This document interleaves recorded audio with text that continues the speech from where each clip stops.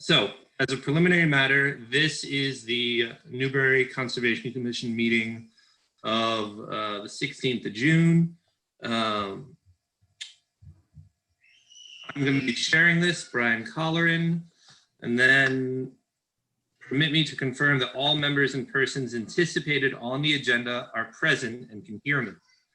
I do not have a list of all the agenda participants. Hold Susan, on do you have one? I can help you with that if you want. Okay. I'll read them all off, even though I know a couple aren't here. Ben Gehagen. Bill Lord. Yes. Brian Colleran, we know is here. Dan Streeter. Yes. Kevin Stromsky. Peter Pecos. Yes. And I am Doug Packer.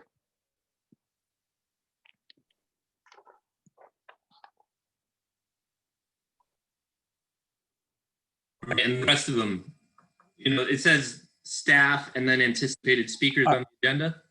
Oh, well, you've got your staff, you've got you got Gretchen Gerard. Right. All right, okay. No, so, I'm sorry. I mean more the anticipated speakers. That's not the part of the list that I have.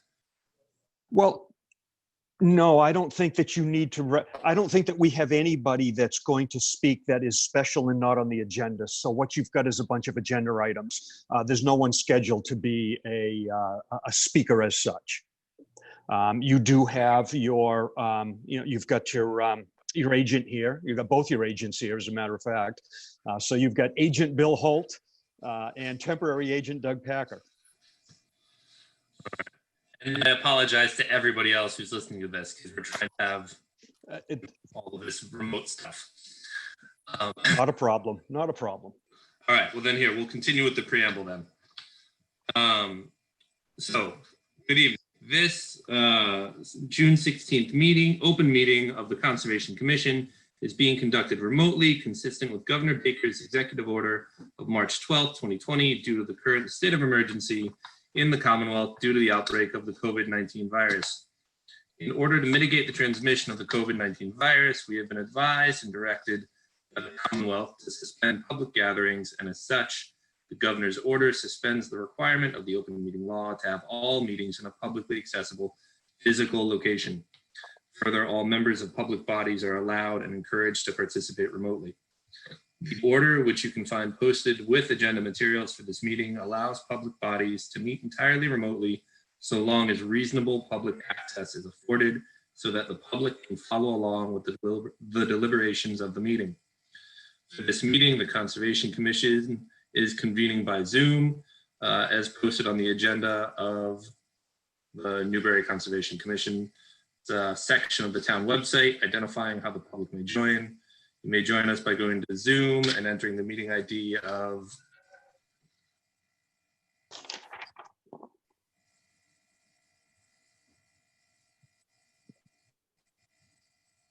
read that on the agenda of zoom.us/j/827-164-293-54. I hope that.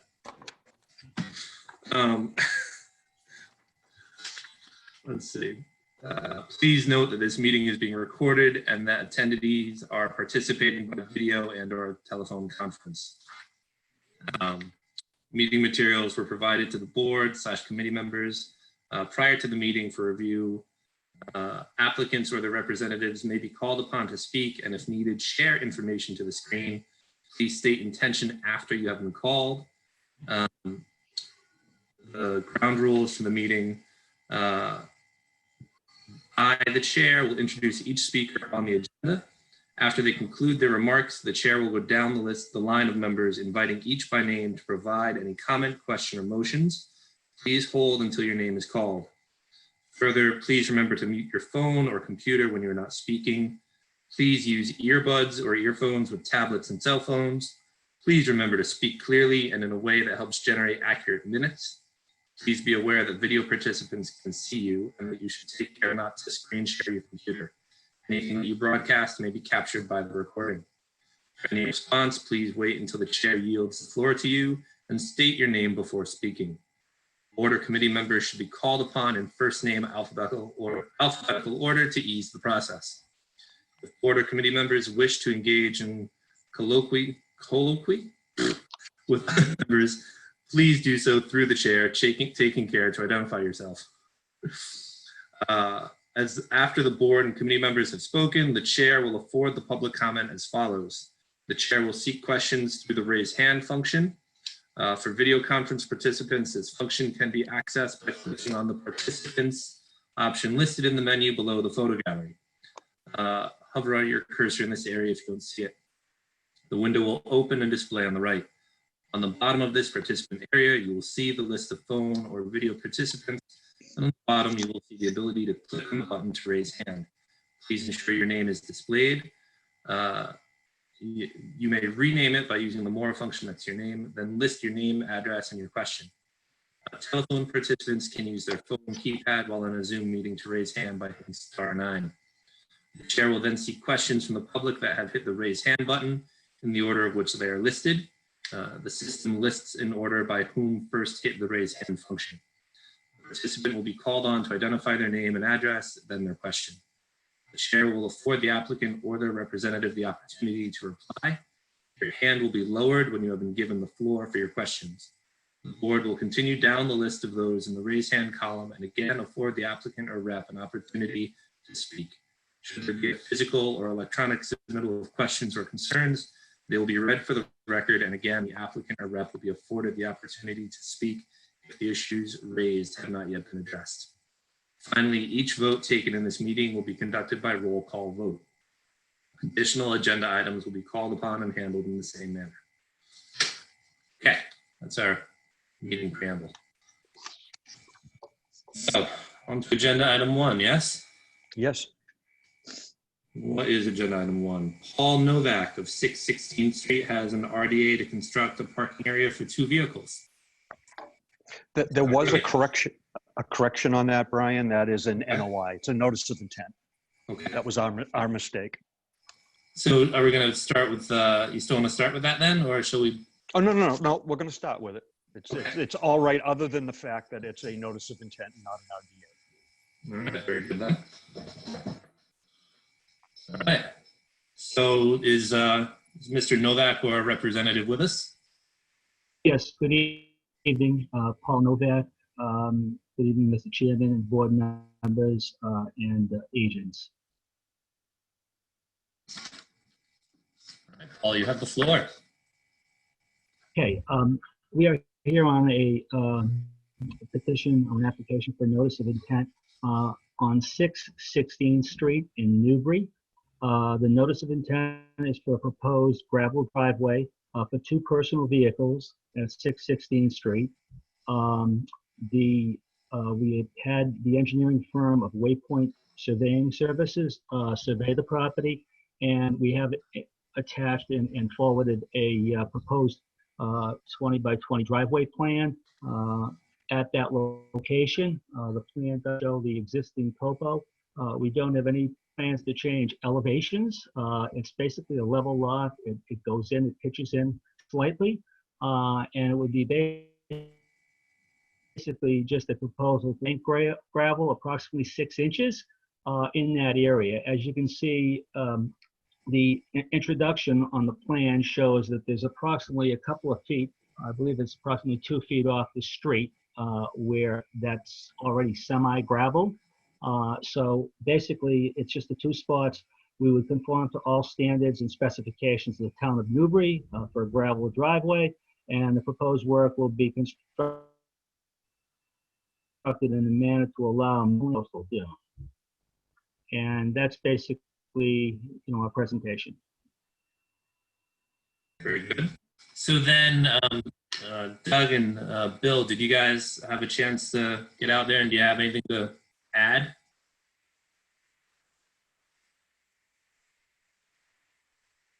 You're muted. Bill, would you like to go first, or? Yeah, I can do that. Sure. I will note that you're proposing a 20 by 20 parking area. believe you're only allowed to have a 9x18 or two 9x18, so it should be 18x18 in the property. So 18x18 on the property. I know there's an apron between the roadway and the property that doesn't count against you for the 18x18. And you said you're not gonna do any grade changes, so it's not gonna be any fill No. on the site. It won't be Again, any fill. As it stands, it pitches back right now to the lot. As you can see, it goes from 10 to approximately 9, so it's slightly pitching, but we're not planning any grade changes other than to place that material there. All right, so you're gonna excavate the top soil, the top area, the top 8 inches and put gravel back in for the base of the parking? Basically, leveling will be level. It's a little disleveled at this point. If you look at pitches backward on, would be leveling the existing premise and then putting about 6 inches of gravel in that area.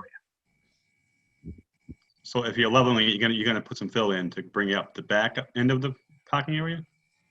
Well, not to bring it up, but we're going to leave it pitched because it's naturally pitched like that, and it's basically the soil itself will absorb the water. Right, there's a nice root system around this whole area, so we don't anticipate, any real grade changes other than that 6 inches, and it goes down as it stands right now. So it'll be basically feathered in so that you won't notice, a real difference. That on the edges will feather it back. That additional couple of feet would allow some snow if, in the event that we do need to have snow removal. That will give us, a little bit of area towards the rear of the lot to push snow if we had to push snow. Okay, all right. Are you going to have any type of like a physical barrier to define the 18x18 or 20? So you're proposing Yes. 20x20, but I think it has to be 18x18 is the maximum. Right, Allow you. and that's what we would do. And we would have, the engineer will basically stake off the exact location as far as he's shown it right now, but I believe there's a couple of stakes in, but we'll have him go back out and restake it.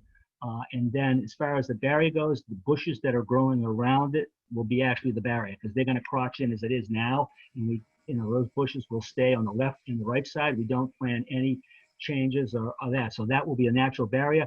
Those bushes, you cannot walk through them. They're prickle bushes and they're extremely painful. So I anticipate that's going to be the best approach. And we'll probably end up putting some type of that when we're not using it, so that the public doesn't use it. We'll probably put up some type of barrier, maybe 2 4x4s in the front, just fence posts with not a wire, but like a rope across it with some emergency markings, orange or green, a couple of markings, so that when we're not there, it's not going to be used by the public in general. Now, it was all vegetated and that was removed this winter, I believe. We didn't remove it, we basically trimmed it. So whatever's there is still there, it's trimmed, it's been trimmed down. The root system is still in there. I don't know if you have anything to add, Doug? Yeah, Mr. Novak, one of the things that you're not allowed to do is to affect the vegetation.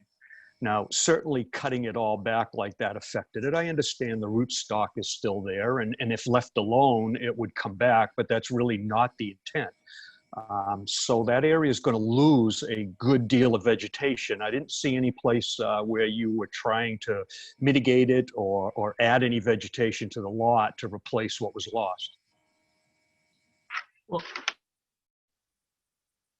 in the front, if you go off the plot plan where it shows both of those bushes that are coming around, I was just up there last week and they're already spreading further out, and that was never that far back. So the natural tendency is going to allow that bushing to spread further as long as you don't cut it back. It's going to spread further out on that. I've already seen it spreading at this point. And the question is that a better approach to allow that natural spread, or does the board feel that some additional dune grass should be added back there?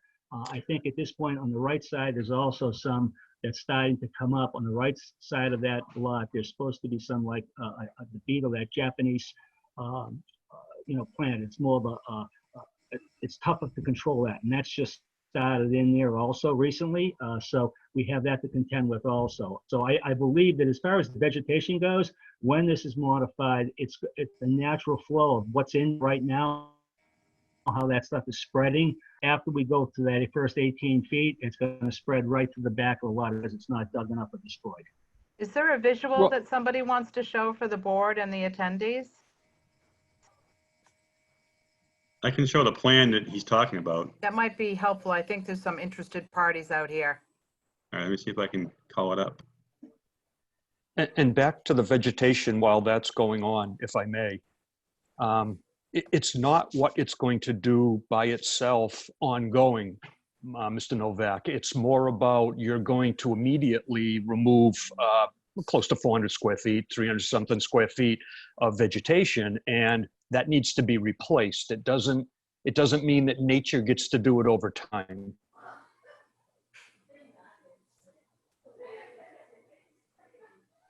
We understand that concern, and in the event that we need to do something that's appropriate, that the board feels, I just know how this is spreading right now and how it's spreading out, that we're not talking a lot of time here, that this is going to really fairly quickly out in a natural form. Just the fact that this is being taken out, it's allowed to spread out to the back.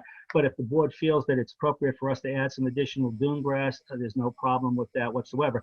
There is light cover towards the back of the lot, so there is additional areas that we could add some vegetation.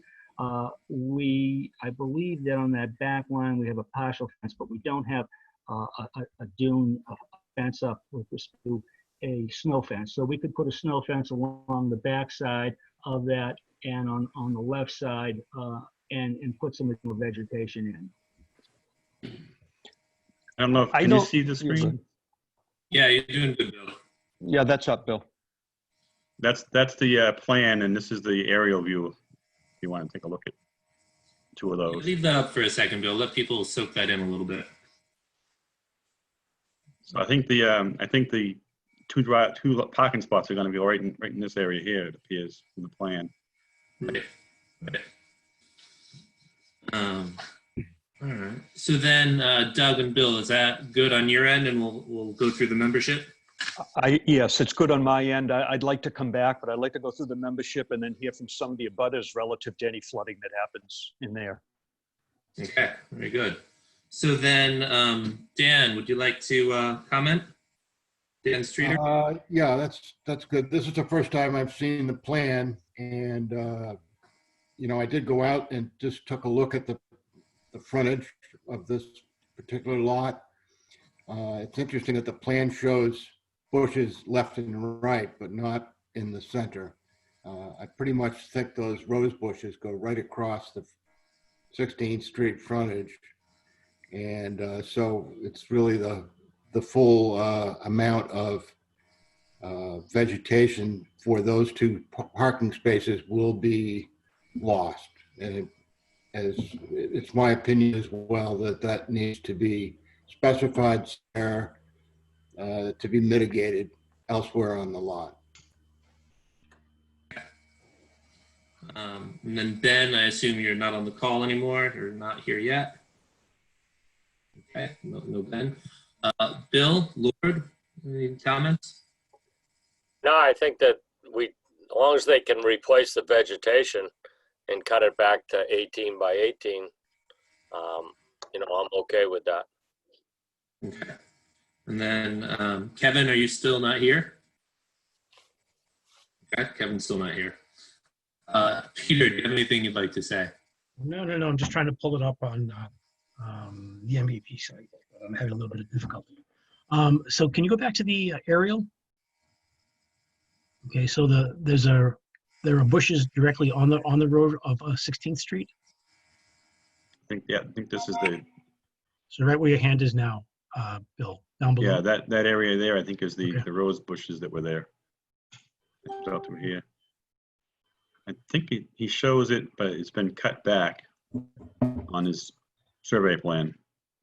Sort of this is where I think it's been cut, or trimmed back in, was it December or earlier this year? It was back earlier this year, and I got a call from the neighbors. I responded, went down there, had a discussion with Mr. Novak, and here we are.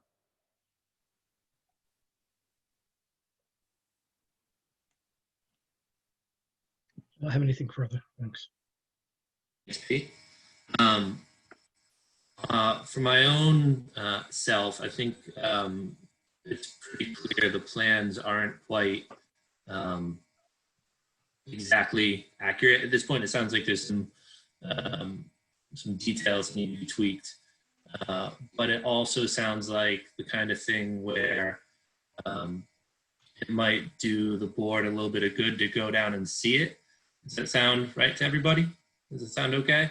Seems like a site visit idea, since it appears the plans at this point aren't quite accurate anyway, and they're going to need to, probably be tweaked a little bit before we take this any further. Does anybody not want to go down, or does anyone think they're okay with not doing a site visit? Certainly agreeable to a site visit. Anybody? Roll call. You gonna- Yeah, so I suppose at this point, Doug, from a technical standpoint, do we need to have a motion to do a site visit, or we just sort of read off the cuff? No, I don't think we need to motion to do a site visit. I think the board, it's agreed upon. I think everybody agrees that it's helpful. I know that once we get to the abutters, we have received a letter from one abutter that was very concerned. So I think it would do the board well to go down there and do a site visit. Excellent. So then let's start with availability. So we do this the same way. Dan, we'll just start with you and go down the list. No preference. Okay. Ben, no preference. Bill, do you have any preferences? The end of the day is better for me. Okay. Like 3 o'clock, 4 o'clock, 6 o'clock, 7 o'clock? 4 or 5, I can make it. Okay. Kevin, still not here. Peter, any preferences? I'm flexible with later in the day. That's fine too. Okay. And then Bill and Doug, does something like a 4 or 5 work for you guys? It works for me. So then let's go with that. Let's call it 5. Just give ourselves the buffer room if that works for everybody. And then since everybody seemed fairly open time-wise, Bill, do you have a day that would work better? No, I'm good. Whatever, just pick a day. All right.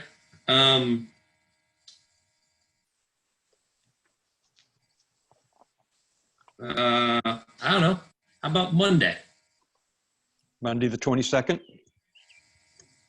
Yeah, Monday the 22nd, 5 p.m. Seem okay? Does that work for Mr. Novak? Yes, that's fine. Thank you. Thank you, Dave, for the reminder. Good point. Bill, could you stop screen sharing? Yep. All right, let's put that on the calendar. Thank you. I just don't know if there's any questions from the abutters. I just wanted Right. to be Now, able while to I'm- see. Exactly. I'm not getting any comments on the side. Does anybody want to wave at the screen just in case, and do some jumping jacks if you'd like to say anything? And if your buttons aren't working, it looks like I see Katherine maybe wants to speak up. Yeah, Let me lower hand. there you go. We're starting to get good at Zoom these days. Good evening, everyone. My name is Katherine Mulligan. I'm here with my father, Hubert Mulligan, on the screen there. We're from number 8 16th Street and submitting these comments. We also submitted Doug a written item for your review. And Susan, will I be able to share screen? Because I have a couple of photos too that might be Yeah, helpful. just give me a second, Catherine. Sure, and thank I'll you give so much. That. Let me just find you. So while you're doing that, just good evening, everybody. Thank you so much for the time. We've resided at number 8 16th Street for the last 49 years. So back in 1971, when we bought the property, 16th Street was actually a gravel road and the lot in question was a sand lot. And when 16th Street was paved, I think it was around 2004 or 5, I don't have that in front of me, and there was a parking lot actually added to the house at number 49 Northern Boulevard that was also added. So what happened was in heavy rains, the water would come down and flood underneath our house. So the vegetation that then took hold in that area ended up helping keep things in place. And so that was over the course of the 15 years is when we've seen this vegetation come up. So if I can share screen and hopefully, am I able to do this here? Should be all set, Catherine, to share. Desktop one, share. Okay, so can you see this? Photograph? No? No. Okay, let's see. Zoom, allow access.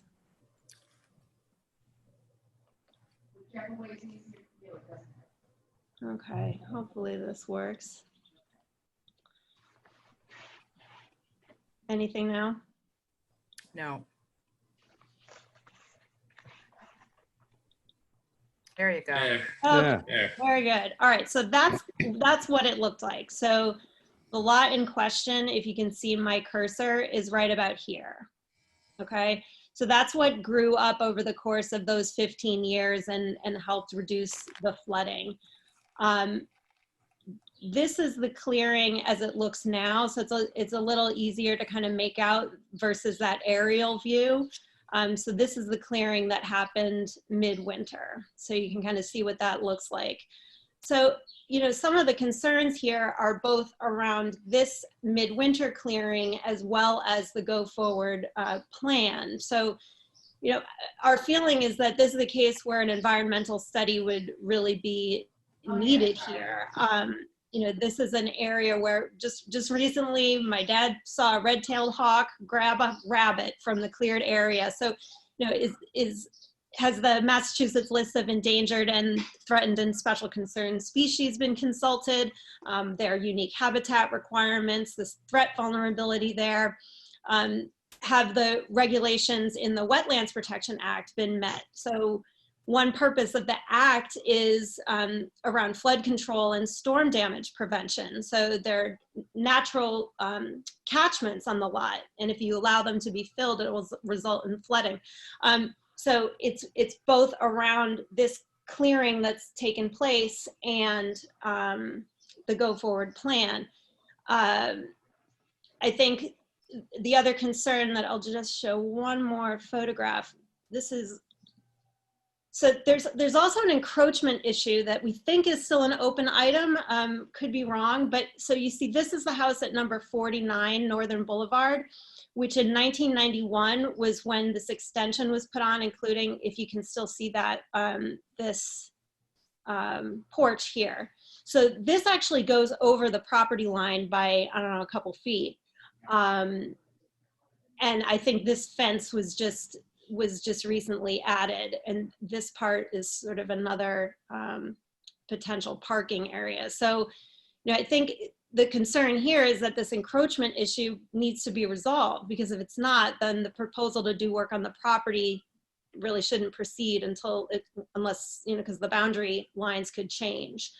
So those are just some kind of current areas. So lastly, just curious if all the proper permit documentation from both the town of Newbury and the Commonwealth of Massachusetts have been met, both for this as well as for the go forward plan. So were any environmental impact studies done before the roses were chopped down? Have the wetland protections procedures been satisfied? Where is the sand from here? Where will that be stored after it's been dug out? I think all the permits would include the studies around that. And then on the encroachments and the boundaries, is there a plot plan showing where the driveway would be located with the appropriate boundaries? I'm a little concerned when I'm hearing that nature will take its course. I mean, that grew over 15 years. So that's not something that's sort of going to be coming back just sort of naturally. And so what other kind of curbing would then be installed on the driveway, both to prevent any expansion outside of the plan, and then not to mention flooding. So I think there's a number of unanswered questions here, a lack of documentation around the DEP studies and protection and the permits. So just putting those questions to the commission for their consideration. Thank you very much. All right, excellent. Thanks, Catherine. All right. Is there anybody else in the audience, either in a butter or otherwise, who would like to say anything? You can wave at the camera if need be, or hit the. Oh, we have another Hold wave. on. Yeah. Who waved first? Hold on. I think Roberta waved most enthusiastic. Yeah. She just has to unmute herself. There we go. Okay, hi. I just wanted to make sure I did this all properly. I just wanted to, echo what Catherine just said. I thought that she really laid out the issues well. It's an area of vegetation that has occurred over time. It's naturally occurring, but it has taken some time. I mean, these are barrier dunes, and it takes time for the grasses. It takes time even for the rugosa roses to become established in the land, and it's a fragile ecosystem, so it's something that is rapidly diminished. Also, the land is very soft in that area. I know I've been coming to and live at on the adjacent street on 20th Street for. Oh, sorry, Roberta, let me just interrupt you for a second, Yes. because you just reminded me. Just could you sort of state, the full name and your address? Yes, I didn't follow the rules. I'm so sorry. I wrote them down, but I didn't follow them. So my name is Roberta Mahoney. I'm an abutter, and I live at 15 20th Street. So kind of the next street over, because 18th Street is such an abbreviated street. And the back of my property, the side of my property, part of my property abuts 16th Street. And I've been a resident, a seasonal resident since the 50s, and a permanent resident for the last decade or more that I've been coming up. So, and it's my house. Yeah, it's my permanent residence. So I've been able to watch this particular lot of land since I was a little kid. And I saw the very slow establishment of vegetation on that lot. It's not something that happens easily. It's not a hospitable environment for vegetative establishment, as you can see by the efforts on the ocean side of trying to plant dune grass on the dunes to help stabilize those dunes. So I echo the issues that have been raised. The other question, I mean, I understand, I am an economist, I understand people purchase property and they have uses, they have the right to use that property. But I also think that we have a responsibility to protect the land. And so I do wonder, when I'm weighing things, do we have all the information? Do we understand the elevation surveys? I understand that Mr. Novak thinks that there's not much of an elevation change on that property. In fact, it's not a flat surface. It is not quite crenellated, but there are some depressions.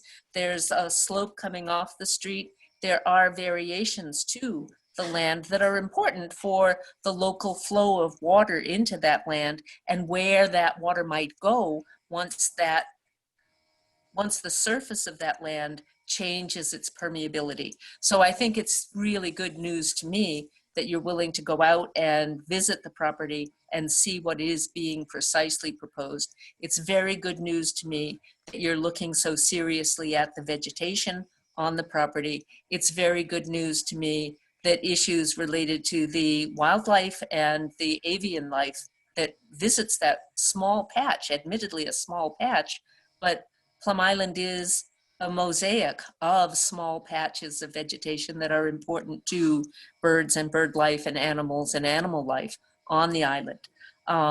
So I endorse the statements made. I also had sent through the town's message system a statement regarding the development on the property for this evening's meeting. I don't know if that had come through, so I sent it again, but just recently via email. So I wanted to get that on the record. And I guess the last part that I was starting to say earlier about understanding that one purchases the property, has a right to use that property, but I do wonder about a parking lot there. Mr. Novak owns no abutting property.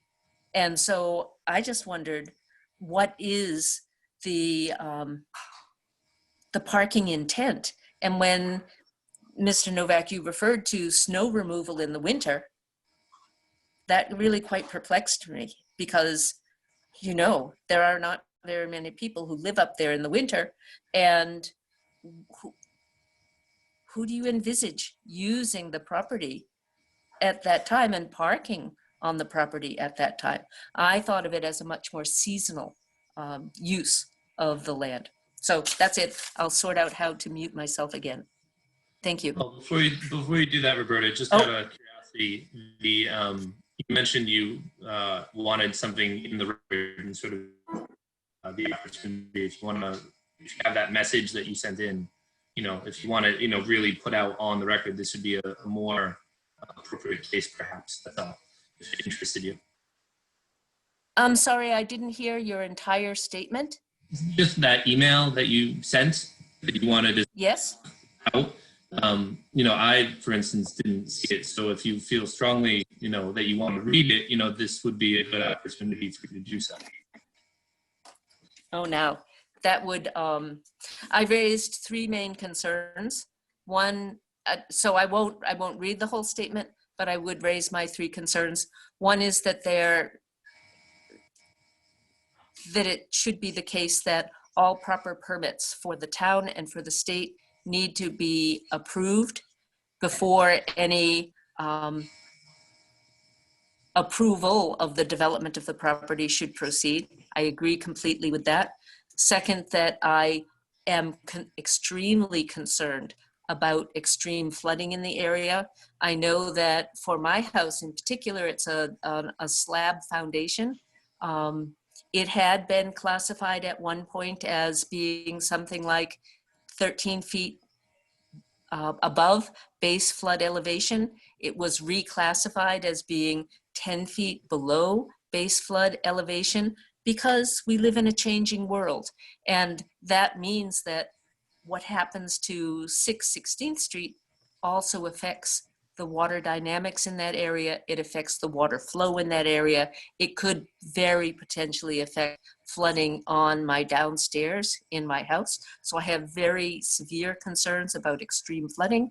And the third part is with understanding completely the environmental consequences of the development on the site, including the loss of vegetation, the loss of habitat for animals, and the stabilization of the backside of the sand dune, which is the reason that Plum Island exists. It's that spine of sand dunes that runs the length of the island. So those are my three concerns.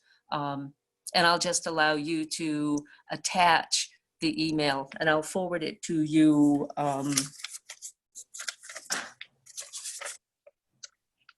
Brian, yes. I'll forward it to Brian so it can be included in the record. Is that okay? Sure, that sounds like it can work. Susan, are there any comments down the side that you're seeing? Anybody else coming on? Thank you, Roberta. I see Christine Florio, and does Mr. Mulligan still want to speak? Yes, ma'am. Okay. My name is Hubert Mulligan, and I live at 816 Street. And I had presented a letter to Mr. Packard that I wanted included in the record. And my daughter pretty much covered what's in it, the high spots.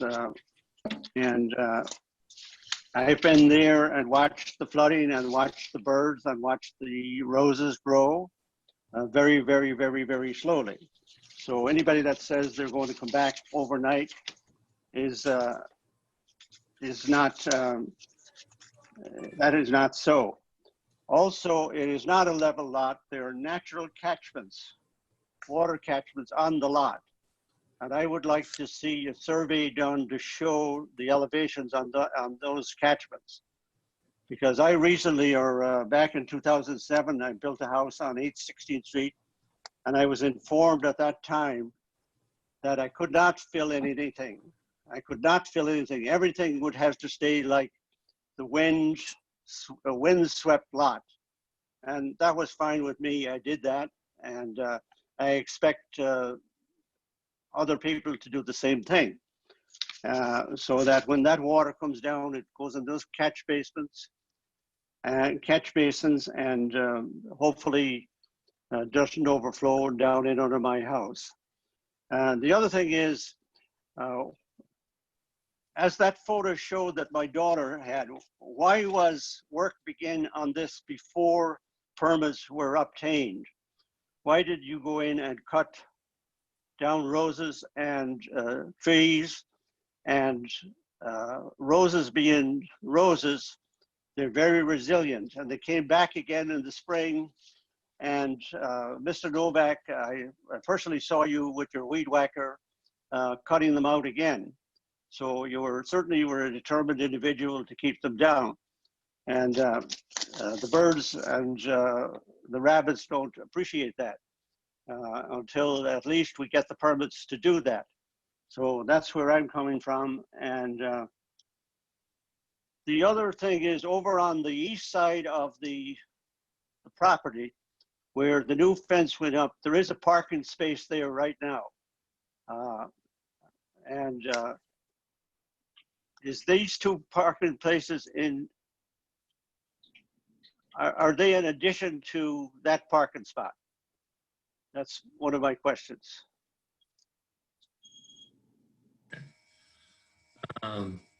Well, I think let's try to stick to the technicalities, if we will, in terms of, Mr. Novak, if you feel, you'd like to answer any of the questions, that's fine. But, in a manner of speaking with the whys and the wherefores, we'll try to stick at the moment to sort of the technicalities, if you will. Because we don't need to have a conversation about who did when. Right. I don't want to get into personalities. I want to touch base with my credentials. Let me just give you a little bit of my background. I've been a construction superintendent in Massachusetts for over 30 years. I have a hoisting license. I have an excavation license. I'm well experienced. I can tell you that this particular site, we are not proposing any changes in elevation. If you look at the plan, it's 10 feet at the topo at the street level. It goes down to 9 feet in the set. We're not taking any. I can guarantee you, I've lived there since 1967, one house next to Mr. Mulligan's at number 10 16th Street. We have a lawn, we have lower elevations than Mr. Mulligan has. I have never, ever, ever observed any standing water whatsoever. Never. There was one storm, let me just correct it. There was one storm, 1978, when we had the flood. Everything was flooded. And what happened was the ground cover froze. And then when the ground cover froze, we had a lot of rain. It had nowhere to go. We've done multiple sites personally, and I can tell you that I personally have never viewed. We've got a Main Street next to Mr. Mulligan. If it flooded, we would have water in our basement. We have someone living there. We've never had one drop of water in that of 1978, the massive storm that we had. We didn't get 1 ounce of water in that foundation. So I'm just going to stick with the science. What we're proposing here, it's family. I have a house that I want to use this for personal parking. I cannot park in different areas because of the restrictions. The town, as you know, again, there's other issues with storm damage at the ocean. There's no question it's day and night. But with respect to this particular area, there is zero wildlife, not wildlife, there's zero vegetation that basically is protected under mass. We did that complete study. We did that, we did an opinion letter. We are willing to replant whatever the board seems appropriate and reasonable, will be replanted. But I can guarantee you, and I can guarantee the board, there won't be any flooding at this site. We're not changing that elevation. We're basically adding 6 inches of gravel to a driveway. And that's only in an 18 by 18 area. This is ludicrous to even have this discussion. It's not going to affect it at all. Number two, we put additional vegetation in there, but it's got zero effect on the basically a level lot. It's not a sand dune under the CMR regulations, but it's not. With respect to anyone else, no other abutter is going to be flooded here whatsoever. When Mr. Mulligan reconstructed his house, he went up one story above and he blocked 10-6 drains significantly. We never raised any objections. He also enlarged his driveway significantly. It's 3 spots beyond what was there with the former owner. We're trying to be reasonable here. I don't want to get into personalities, but at the end of the day, this is an And Mr. 18 by Novak, 18 let me pull proposed it back gravel from you. driveway. It's Mr. de minimis. Novak, Yeah. let me pull it back from you because other projects, other times don't really have a relevancy at the moment. So let's just sort of, catch ourselves. And are there any other comments? You do have 3 more raised hands, Mr. Chairman. You have Christine Florio and Katherine Mulligan after her again, and Roberta Mahoney. So, All right, Susan, cue up the next one. all right. Oh, hold on. Let me just find her. So just a clarification, Mr. Chairman, this will be coming back after we do our site visits, correct? Oh, yeah. We'll have our site visit. It sounds like Mr. Novak has some tweak to the plan. Okay, just for clarification, So thank you. yeah, we'll be doing this again. Okay, hi, I'm Christine Florio, and I live at 3 Sandy Way on Plum Island. And can you hear me? Yes. Yeah. Okay, good, thanks. Yeah, I just think it's important to balance the property owner's rights versus the concerns for the environment. And I think with this type of project, we should be able to do both. And I think that's important just always on Plum Island to balance those 2 rights. And I think any property owner on Plum Island would want parking because there's not much street parking. And I feel like 2 spaces is not a lot to ask for one property owner when you look at the size of the lot and how little those 2 spaces would be taking. It seems like there would be able to be enough space there to have bushes on both sides and plant beach grass in the back and have enough vegetation and have parking as well for just 2 spaces. I mean, if you look around in that neighborhood, how many people on all of Plum Island, how many people have 4, 6, 8, 10 spaces, 10 spaces at the corner up there. And for one owner to have 2 spaces, it just seems like a reasonable thing to be able to figure out and work out. And I grew up going to Plum Island, grew up on that street, have been in that area my whole life. And I've never seen extreme flooding and problems in that area, except on an extreme storm where the whole island is extremely flooded. And even the most recent storms in the last 10 years, my area over here near 12th Street and 14th gets more water than that area. So I think that from looking at it, it seems like it shouldn't be a big problem to put in 2 parking spaces without raising the, changing the whole leveling of the property and whatnot. That shouldn't cause a big problem on the neighbors' lots, I wouldn't think. And for a small project like that, it just seems crazy to think about spending a ton of money on huge environmental impact studies, like for a little project like that. I think it sets a bad precedent for the whole island. I mean, it's not a huge project that he's proposing here by any means. And I do think it's a good idea maybe to have some more vegetation planted in the back if you're taking away from the front and whatnot, and you'd still have some on the side and whatnot. So I would support finding a way to do this project, but to also, think about making sure that there's enough vegetation replanted and whatnot. Thank you. Thank you, Christine. All right, Susan, who's up next? We have Katherine Mulligan. Hold on, let me just unmute her. Okay, there we go. Thank you so much. Yeah, and I really appreciate Ms. Florio's statements about adding the additional vegetation. The island living is wild and woolly, as we all know, and we have video from last winter with water coming down the street. So, it can be like that. But I think all we're saying is that You know, when my father changed his property, he went through multiple DEP discussions. First it was the snails, and then they came out and said, okay, you've got to look at the owls, and then it was something else. So we're just saying to go through the regulations as they're outlined and to document those. If there have been those permits and studies submitted for the record, then that's terrific. That gives all of the abutters a chance to review that documentation.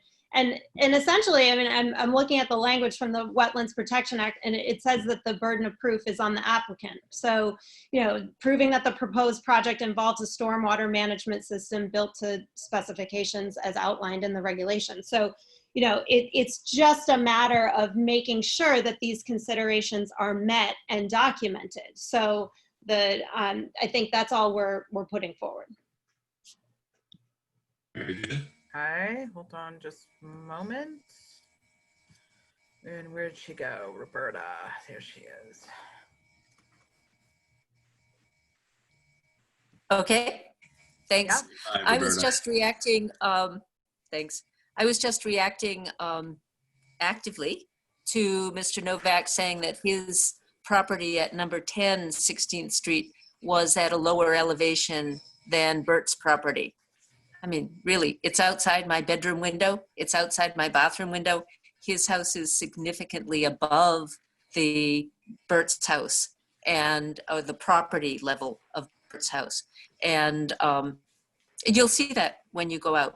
As to the idea about planting, actively planting on that soft sand area behind the proposed area for the parking plot, I don't know how you do that. Nature hasn't agreed to supporting vegetation in that area. It's been soft sand for decades and decades and decades. The part that has been vegetated is the area closer to the street. So I would just ask you to think about how you would expect that other unvegetated part of the lot to become vegetated without some kind of artificial system for providing either soil or something. I don't understand. So I do agree that it sounds reasonable that plants taken away on one part of the land could be encouraged on another part of the land. But what nature has done is to place the plants where the parking is most convenient. And so it's maybe a technical question. How do you encourage vegetation, encourage dune appropriate vegetation further into the lot and ensure that the best efforts do in fact result in vegetated area? That's all. Thanks. I may, Mr. Chairman, address that one issue. Hold on for a second, Mr. Novak. Susan, do we have any more lined up? Nope, that's it. All right, so then, Mr. Novak, let's give you the floor for a moment, and then I think we can sort of Thank you. tie this one up until next time.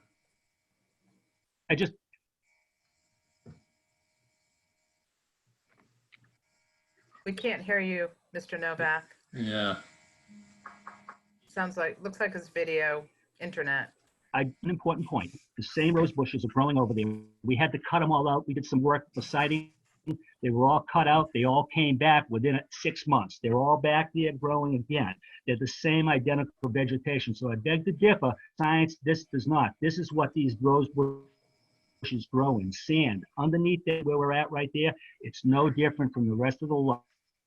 The entire lot is sand system, but that was also established in front of 10 16th Street. We put some of those rose bushes in to keep people away from the house for privacy, and it expanded unbelievably within a few years. I also want to touch on one other point for the commission that was brought up earlier by Mr. Mulligan. One being that he questioned that other area where the fence was put up there. That area, and I don't have a problem with having a fenced-in area there also to keep out that. So it's a small area. It's not a full parking spot. It's probably about 6 feet. the neighbor crossing the front of that off also, if that meets the board. That will also allow the bushes, because they're in that area, to expand out further into that area also. And I think that would also go to mitigate on that end. We're not planning any type of development for this lot at this point. We are here just for 2 simple parking spots. We don't want to change elevations, and the board will see. We want to basically keep the same elevation, because any baffles that are out there, the shrubbery, there's an extensive amount of shrubs. There's more, 20 feet to Mr. Mulligan's property. It's still all in position. So if there's any water that's come there, and any water that's there is just going to filtrate into the sand. Plum Island is all sand. And other than frost, it's just the water hits sand and it just sinks in immediately. The only time it'll stay and you'll get flooding is if there's a frozen frost level of 3 or 4 feet, and then it has no way to get beyond the frost level. But other than that, I have never seen any substantial flooding in that area. And I feel that I can guarantee to this board and to the neighbors that there will not be any flooding whatsoever. We're not changing the schematics. We're not changing the elevations in this lot. We're trying to keep it as simple as possible with maintaining all of that vegetation that's there on the left side and on the right side, and to be good neighbors. And that's how I'll close. And I look forward to being out there and put items out when we have the chairman and board members. Very good. So then, Susan, I would just want to confirm, no more comments. We're all good on this, and nothing from the board, I assume? I got a little something here. Yeah. Good. So I don't have the plan in front of me, but I would just, in the interest of everybody moving this along as quickly as possible, I think it's important that the plan show what exact material is going to go in there, whether there's any curb type, something to restrain the gravel or whatever material goes in there.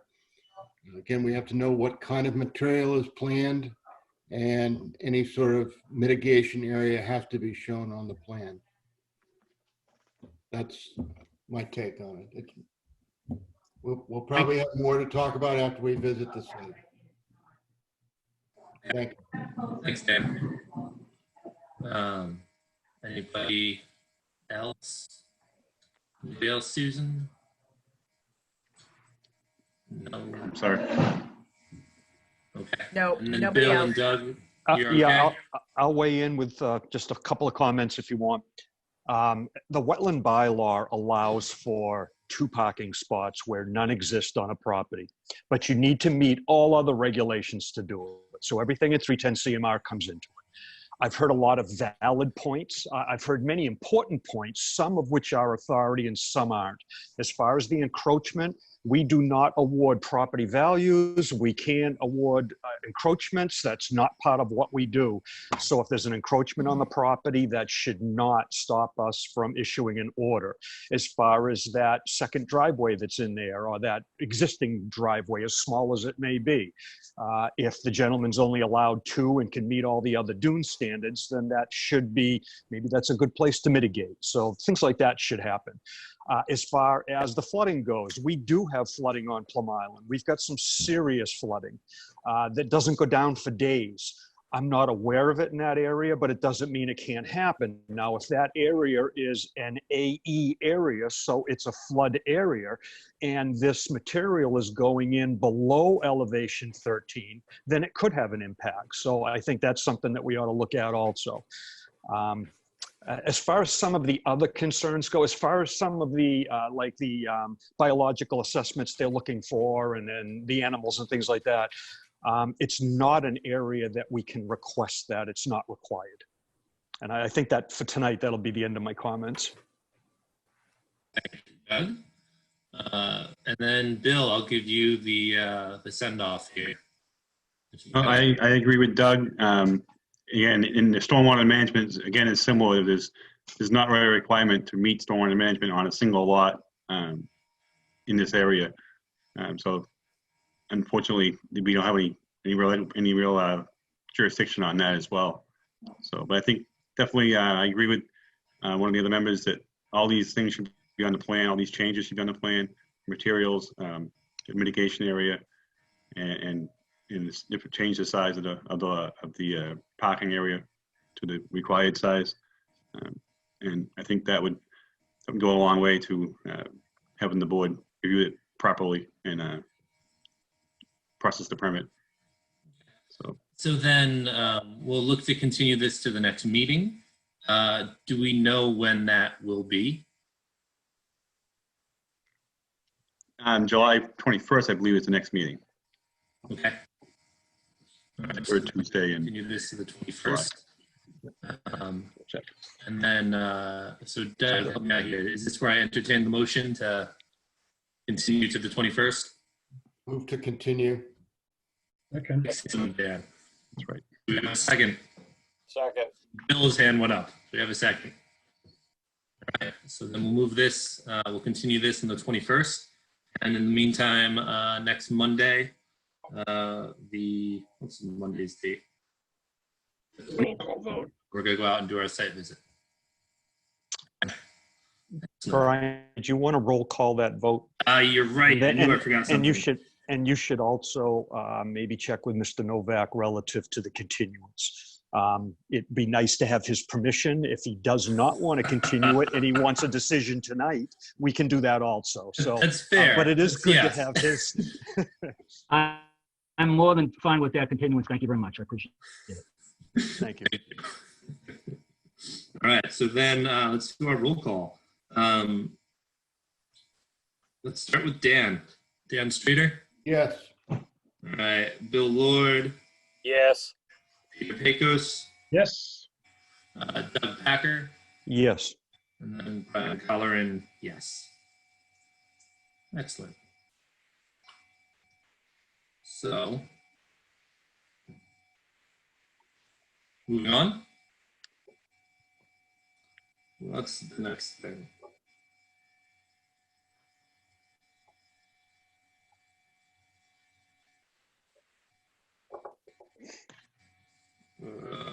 Pulling up the agenda. Aaron Hirsch. Aaron Hirsch on 441st Street, an RDA to replace an existing deck. Do we have Aaron or a representative for Aaron? Yes, I'm here, Aaron. Hi, everyone. Thank you for having me on the agenda this evening. My name is Aaron Hirsch, and I reside at number 441st Street. Professional Building Services has submitted documentation for an existing staircase and elevated deck at the primary entrance of the home that is currently in significant distress and needs replacement. When we do that project, we hope to add a slight expansion and not increase the lot coverage area. The ground below the proposed expansion already includes a fixed 1 by 5 3/8 cedar boards that actually extends beyond what the expansion would. So in essence, we're really just elevating an existing structure to the main entrance level. We'll be using helical piles to construct the new deck rather than concrete footings to help mitigate any impact on the environment. Mr. Packer and Mr. Holt were at the property, I believe, yesterday, and that's all I have to say. All right, thank you. So yeah, Bill and Doug, what do you have to add? I'm trying to come back here. I can't find. I'm stuck. Well, we did go out to the site, and I agree that the proposed deck is over a ground level deck now, so there's going to be no increase in building coverage from what's there now. Matter of fact, I believe when he rebuilds the new deck, he'll be taking out a small portion of the ground level deck, so it'll actually be decreasing some ground level cover. So that should be an improvement, a slight improvement over what's there now. So I would think it would be a good permit to give Mr. Hirsch. So, Doug, anything from your end? No, Bill did a good job with that, and I don't have any issues with it. I agree. Excellent. right, so then let's go down the board. Dan, any questions, any comments? None. Okay. Bill? I'm good, thank you. Okay. Peter? No questions. Okay. It sounds fairly straightforward to me. So I don't have any questions. It sounds, like a cut and paste job, so to speak. So I suppose at this point, no any questions from the board, then we go to the comment. Any butters? Anybody? Any interested parties out on the internet? Nobody raising their hand. Okay. Anybody want to wave at the screen if your symbology isn't working on the side? Okay. So then, in that case, I suppose I can entertain a motion to accept as proposed. Motion to accept. Seconded. Okay, we have a first and second. I'll do a roll call. Dan? Yes. Okay. Bill? Yes. Peter? Yes. Doug? Yes. And I too will put a yes in. So that's that. So then, Bill, do you want to, or question? I don't know. Question you guys to talk. Do you want to sort of lay out the permitting calendar and when everything will get done and when we can get what he needs? As far as getting this processed, I'm sorry, I can't see or hear anything. I'm lost here. Yeah, he's asking when. Yeah, just sort of like the appeals period and the usual script on how long he has for somebody to. I can help Bill out. Paperwork. Yeah, I can help Bill out with that while he's trying to get his computer back on. We have to write the determination first. So what you've given us is a request for determination. We will give you back a determination. You will get a negative determination. It's a good thing in this case. It means you're not going to remove fill, dredge, or alter. Once we make this out, it gets mailed off to you and to DEP. The day after the postmark on the envelope that we send it out in is the first day of a 10-day appeals period. Even though this is an RDA, you're working on a barrier beach, so there's no waiving the requirement to wait the 10-day appeals period. You must wait it out. So it's 10 state working days. So about 2 weeks after you get your permit in the mail, you can come in and apply for your building permit, and the commission can sign off on it at that time. Excellent. Thank you, Doug. Terrific. I thank the commission very much. You're welcome. Have a good evening. So moving right along, we have William DeFrancesco at 131 Newburyport Turnpike. Continued NOI to construct 4 self-storage building with associated paved driveways and stormwater management controls. Is Mr. DeFrancesco or a representative here? I am here, and my representative, Chris York from Millennium Engineering, is also here. Beautiful. All right, well then you have the floor. Chris? All right. Can you hear me? Yes. Yeah. Okay. Good evening. We were here back in January, I believe. We met with the board and we went through the project then, and we pretty much had everything. There weren't too many issues outstanding as far as I remember. I recall there were a couple small things we made changes to the plans along the way based on our public hearing and some comments from Doug after the fact. We added another row of silt fence or erosion control along the northerly side of that gravel storage area behind all the buildings, just to give us an extra layer of erosion control during construction to prevent any of that gravel from draining into the wetlands on that side. And the other thing I can remember is we updated the O&M plan. We originally had just said to clean the catch basin as needed. Doug wanted us to kind of beef that up a little bit, so we calling the catch basins out to be cleaned twice per year, especially with those last the last three catch basins on the north side or the far end of the property. Those catch basins will be, the gravel area will drain into those catch basins, and those will fill up a little more with silt and debris. So we want to get those cleaned as much as possible. The other thing I can remember is I talked with Doug after the fact, and he wanted me to look into doing some infiltration out there, even though we've got pretty poor soils and ledge. He wanted us to at least look into it the extent practicable. So we show roof drains along each building. Those have been there all along. They take all the rooftop runoff and they tie into the nearest catch basin. What I did was I perforated those pipes. So those will allow for some infiltration before they get into the catch basins and into the constructed wetland. Probably not a whole lot, but we'll get a little bit. I think it's better than nothing out there. But that's really the best we can do with the high water tables and ledge and silty loam out there. Do you want to show any photos or any drawings, Chris? I emailed them to Bill. I hope he got them. I don't have the ability to share a screen, unfortunately, but I do have them. I can hold on a second. Sure. Keep talking while Bill brings these up. That's okay. Yeah, I think sheet 3 would be the best sheet to look at.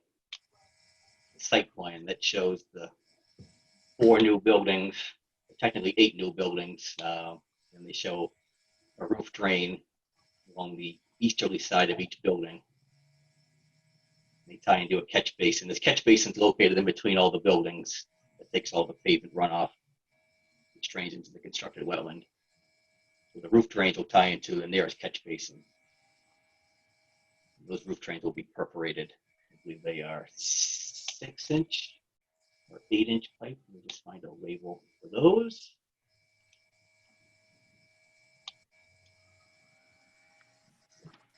So you're talking about these roof drains on the Yes.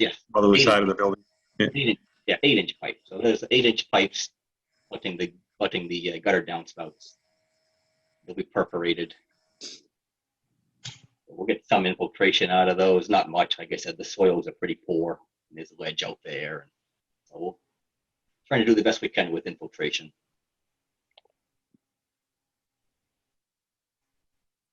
Okay. So Bill or Doug, do you have anything to add? It sounds like Chris, are you okay with, is that the end of what you've got? As far as we're concerned, yeah, we've gotten comments back from Joe Sawaka, the town engineer, doing the planning board review, and he's satisfied with everything. Unless I'm missing something, as far as I know, we've addressed everything, but if not, we can certainly add anything that I missed along the way. Okay. So yeah, then Doug and Bill, what do you guys have? This is new to Bill, so I can start if you want. Yeah, I'm glad you did address out back. I still have some concerns in that northeast corner where the gravel comes in and meets all your catch basins. It doesn't seem like there's any segregation there, but the fact that you're going to check those and empty them twice a year is a good thing. I did read the back and forth between the planning board and Joe and Millennium, and they did seem to satisfy almost all of Joe's concerns. So I'm good with that. The only other thing I can remember, Chris, was there was some discussion as to how you're going to get down in there and clean that. And I think the answer was, we'll worry about it when the time comes. I don't know if, go ahead. Clean the constructed wetland, you mean? Yes. That will be done by, I think I addressed that in Joe's comments. Someone can either get down there and hand clean it. It's accessible by foot, or if a machine is needed, it can be accessed by building K, by the sediment forebay. I think a truck can get in there. You can get down in there. Get in there and reach in and clean it out as needed. I don't think that's going to be needed, but if it ever was, it's accessible. There's a wall there, and it's a pretty steep slope, but for a backhoe or something with an arm could reach down there and get it. it's accessible by foot, especially along the, by the gravel area out back. Someone could walk down there and get into the constructed wetland. I know Bill likes doing that. Yeah, I'm sure he does. And that was the only thing I had. I think that was the only thing that was left over from the last meeting that I could recall, the issues that we had. Is there an O&M on this one? I presume, yeah? Yes, yes. Right. Do we have one of those in Bill's filing drawers? You should, yes, you should. If not, I can get it to you, but you should. You can double check. Yeah. Check the file. Just, Doug, that comment you made, is that something that maybe we, instead of having a, it'll get done one way or the other and we'll just check in on it later? Or do you want to sort of try to, do you want to pick one and just put it in O&M? Do you have a feeling about that? You mean about the cleaning of the, I guess, I don't know of any requirement to make them accessible from day one. I mean, if they need to get down in there, I'm sure they can. I just thought when you're designing it and you're building it, it's a heck of a lot easier to ramp down into it than it is to worry about a 5-foot drop later on. But if it doesn't concern Bill and he's good with a 5-gallon pail and a shovel, I am too. Yeah, that works. Okay. Okay. Well, then I'll move on to the board. Dan, anything? No comments. Okay. Bill? No, I'm good. Thank you. All right. Peter? So, Okay. I don't think, I think I'm okay. So then let's move out. Is there anybody in the audience that wants to speak up, any abutters or otherwise? I see you speak. No, everybody seems, no hand raising. Okay, and no frantic waving at the camera. We're not seeing that. Okay. Well then, I suppose barring anything else, then this would be the time to, humor emotion. Anybody want to make a motion for anything? Move to approve as presented. All right. Do we have a second. All right, we have a first and a second. So then let's do a roll call to approve it as presented as we have it. Dan? Yes. Bill? Yes. Peter? Yes. Doug? Yes. And Easton as well. All right. So then, Doug, I suppose now this is you want to do your script on your waiting period? Yep. Yeah, we've got sort of the same conditions here. You've got an order of conditions. It's the same thing as before. We will write that order when we get to it. We've got 21 days to write it. We don't usually take that long. We try not to. Get it out as soon as we can. 10-day appeals period. It starts the day after the postmark on the envelope that you receive our decision in. At the same time, one gets mailed out to DEP, and then their 10-day appeals period starts also. All right. Very good. So then, I suppose we're good with this. We can move on, yes? Oh, I'm sorry. One difference with this one is this order has to be recorded prior to implementing this new work. And that's after the wait period, correct, Doug? I would wait, Bill, yes. Okay. All right, thank you very much. All right. Thank you. Thank you. All right. On our list, we have William Cooper at 145th Street, an RDA to construct a shed dormer. So, Mr. Hi, everyone. Cooper, our representative. Oh, there we go. How are you? Doug, Susan, how are you? Gretchen? Good evening. The floor is yours. Thank you. And I'll be happy to share my screen. Susan, I'll share my screen with the drawing. If you Okay, just give me do one that. sec. There you go.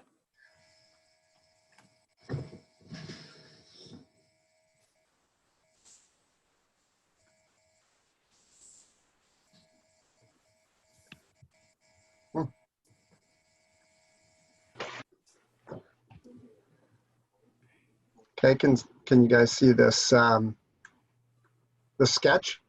I can't tell what's showing. You're sharing. I'm not getting it for some reason, but you are sharing. I don't know how to fix that. Well, I'll talk through it. So this project is to add a shed dormer to the existing roof of the house. It expands the headroom, although it does not impact the square footage of the house at all. Purpose of the dormer is to allow for a staircase that would meet code. Currently, there's a small spiral staircase in the middle of the house that does not meet code. So by putting a shed dormer in, that will give us a headroom to put in a staircase to go up to that upper part that that would meet code. So that's the purpose of the project. Probably talking about starting this fall, probably September timeframe, after we lose our college student who is up there. Vacate him first and then start the project. So anybody have any questions? Yeah, let's go to Doug and Bill. What do you guys have to add? I have no issues with it. It's not increasing the footprint of the house, so it's. I guess is there any demolition involved with it? Is there any need for a dumpster? So there likely be a need for a dumpster in the front of the house. There's room for 3 cars. Actually, we have a dumpster there now. We just plopped that in one of those spaces, and the small unit from G Mello fits perfectly in just one of those spaces. So you have a on the parking lot itself where the dumpster will be? Yes. Right. I think that's all I would really have questions about. Okay.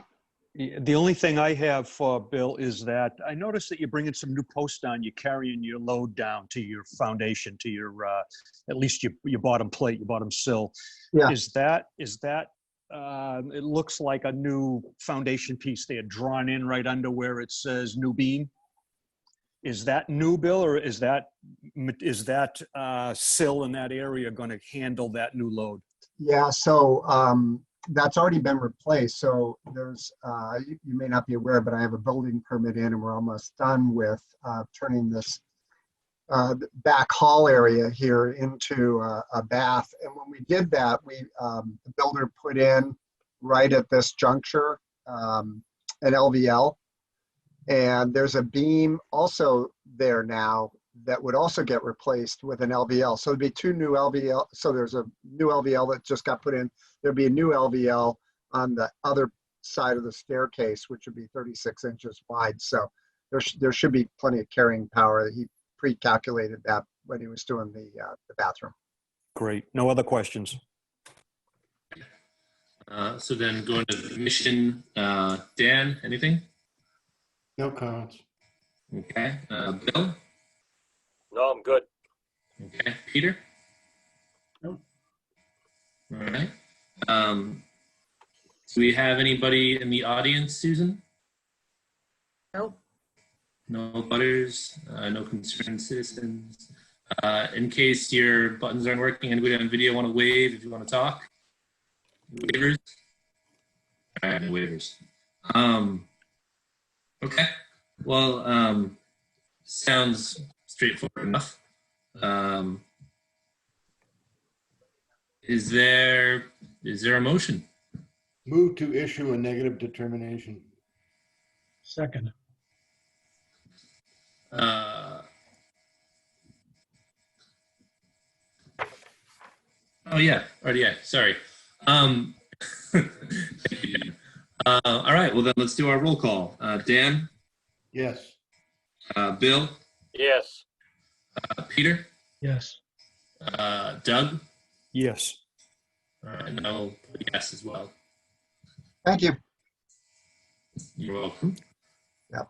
No need to go through all the timing and everything. I'm pretty far out from this, so I'm sure the paperwork will all line up way before I start anyway. So Perfect. I guess that. Come on, anyway. All right. Well then, thank you, Bill, and We'll move on down the line to Fred Jackson at 68 Green Street. NY to raise an outbuilding, construct roadway, drainage, grading, and associated utilities within 100-foot buffer zone for a 3-lot residential subdivision. And we have Mr. Jackson or a representative here. Yeah. Hi. Jackman. Good evening. My name's Maureen Harold from North Environmental Services. Here with me tonight is Eva and Fred Jackman, as well as the design engineer, Chris York. All right, well, go for it. It's all you. Okay. Let's see. Could I bring up the plan? Yep, hold on just a minute. Sure thing. Bear with me because this will be my first shot at it.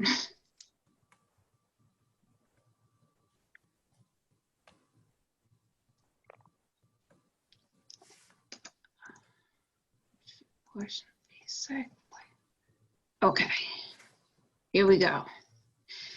So can everybody see the plan? Yes. Okay.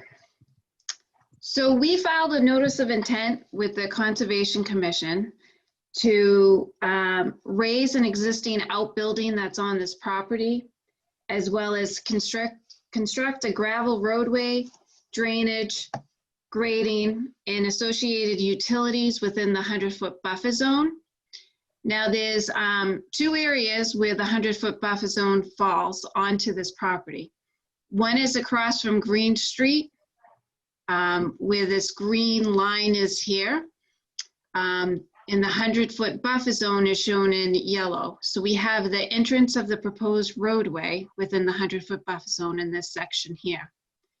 The other portion of the property is the rear portion of the property, or the westerly portion. We have the bordering vegetated wetland highlighted in green here. And we have the associated 100-foot buffer zone shown in yellow. Now, we're proposing 3 single-family homes. Just so the commission is aware, that is not part of this filing. We will file the single-family homes separate.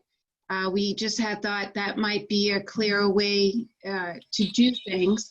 But the single-family homes will be serviced by septic systems and wells. And the roadway that we're proposing, it's a 22-foot wide gravel roadway with drainage or grass swales on either side of the roadway. The majority of the drainage will flow down the roadway towards Lot 1 and Lot 2 into a sediment forebay, and then gets dispersed into a constructed wetland and outlets. So essentially, the project is just for the construction of the roadway, and the drainage at this point will come back to the commission for the any work associated with the houses.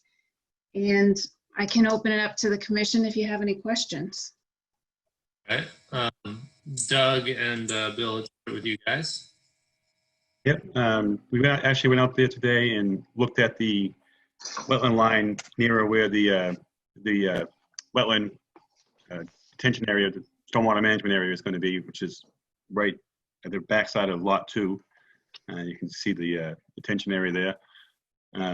I know that Joe Sawaka has 3 reviews of the plan through the planning board, and it would basically concentrate on the drainage, and that he's basically reviewed the drainage and is pretty much all okay with the drainage. I did review it today as well, and I agree that it will function as designed properly to mitigate stormwater. I believe it's going to be a private way, so the operation and maintenance of the drainage will be borne on the 3 owners, the 3 property owners. So I'm just curious if there's going to be a homeowners association that would take care of the maintenance of the roadway and the drainage. They was going to establish that. Yes, that's correct. So it'll be a private driveway, roadway, and there will be a homeowners association. I don't think that's been established yet, but that is in the works. Have they done soil testing on the septics? I see it's all a hydraulic soil group D soils, which is not the greatest of soil for perking. I just wonder if they had gone to the Board of Health yet with applications for that. So no, we haven't gone to Board of Health yet, but Bob Grasso has done the soil testing out there. And so he does have the perk information.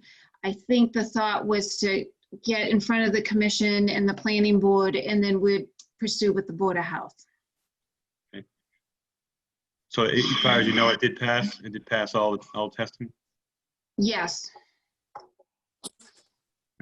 So I think that moving forward, I think lot 2 would probably require a notice of intent. And I think it's lot 1, the back lot, probably likely be an RDA for that one. Lot 3 probably wouldn't need any filing from the looks of it. So just my observation anyway as to what might be potentially required for the lots themselves.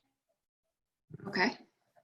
Could we possibly expand the size of this screen so that we could just Sure get a little thing. bit sharper? Yeah.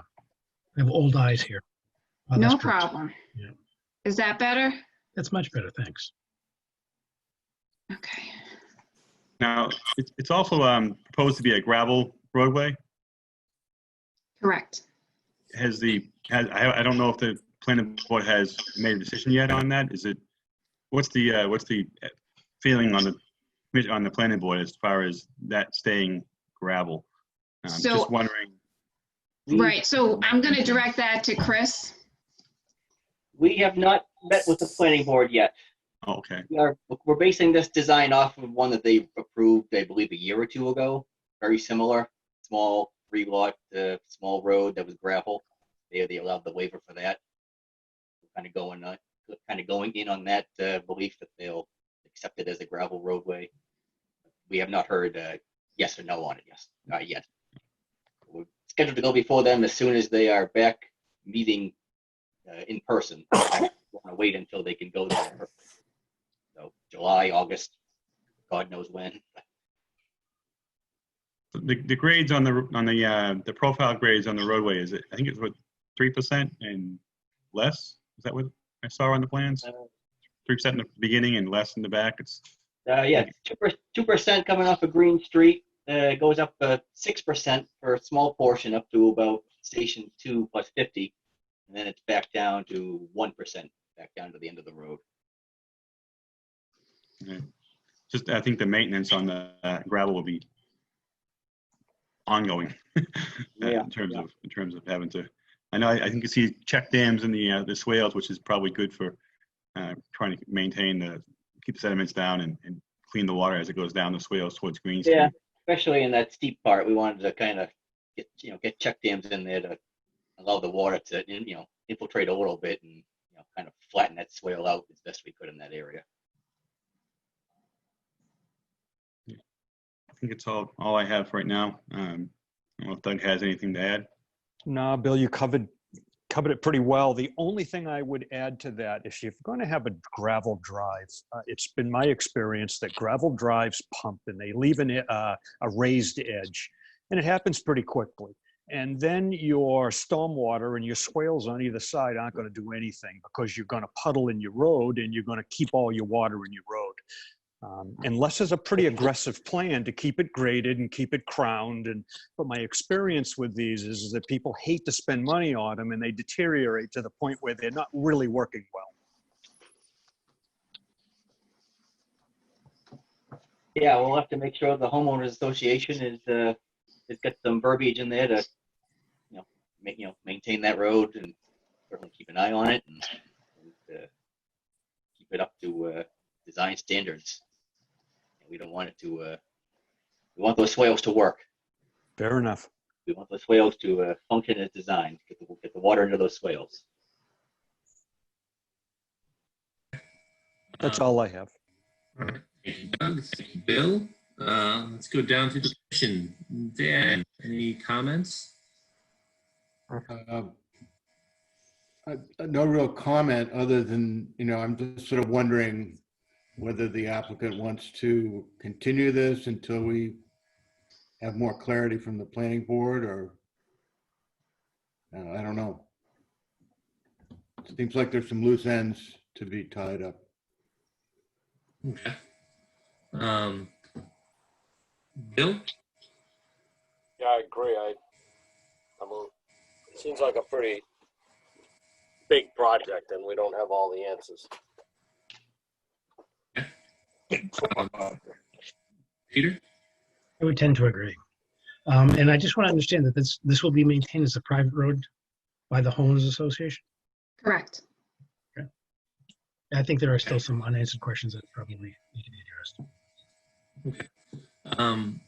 I know from my perspective, I would be interested in a site visit just because if we're going to do this and there's going to be some future projects coming through down the line, it would be good, at least for me, to get a little familiarity with the site at the beginning.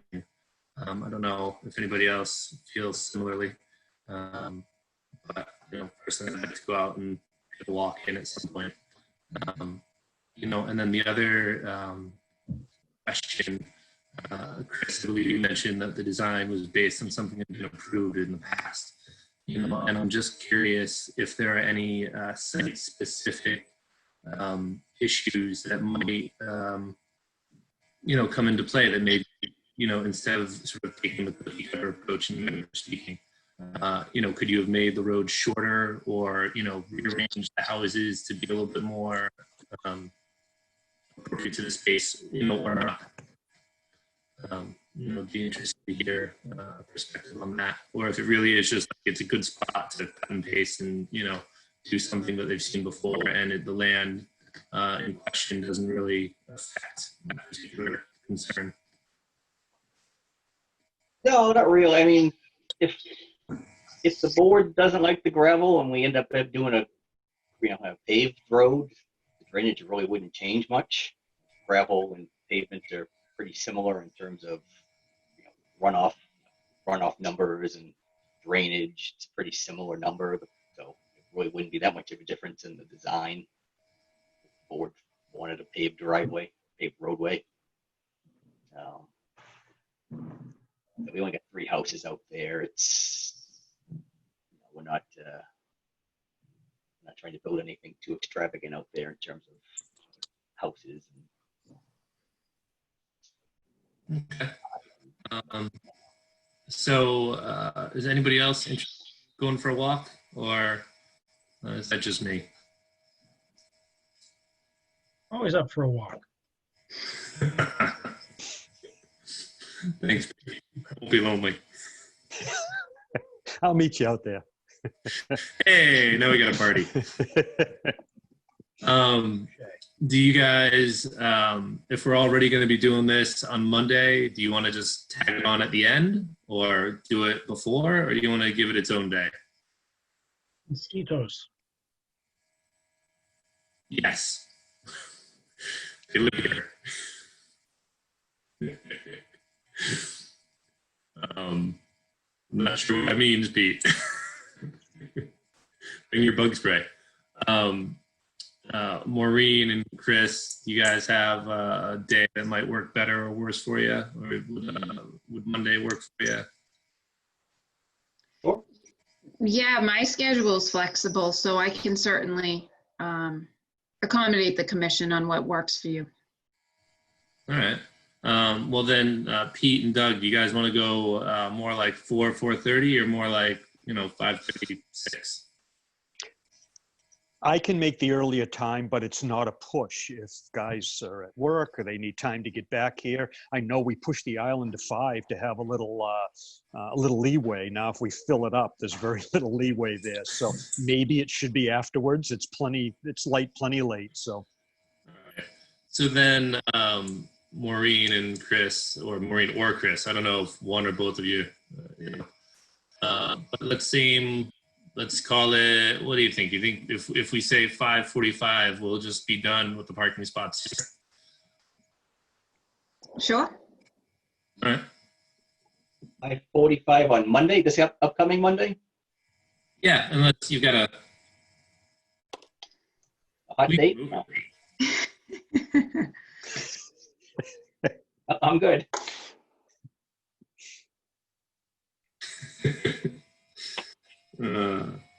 All right, let's pop this in the old. And then while we're writing this down the calendar, Susan, do we have any audience members that want to? Yep. contribute? I just unmuted.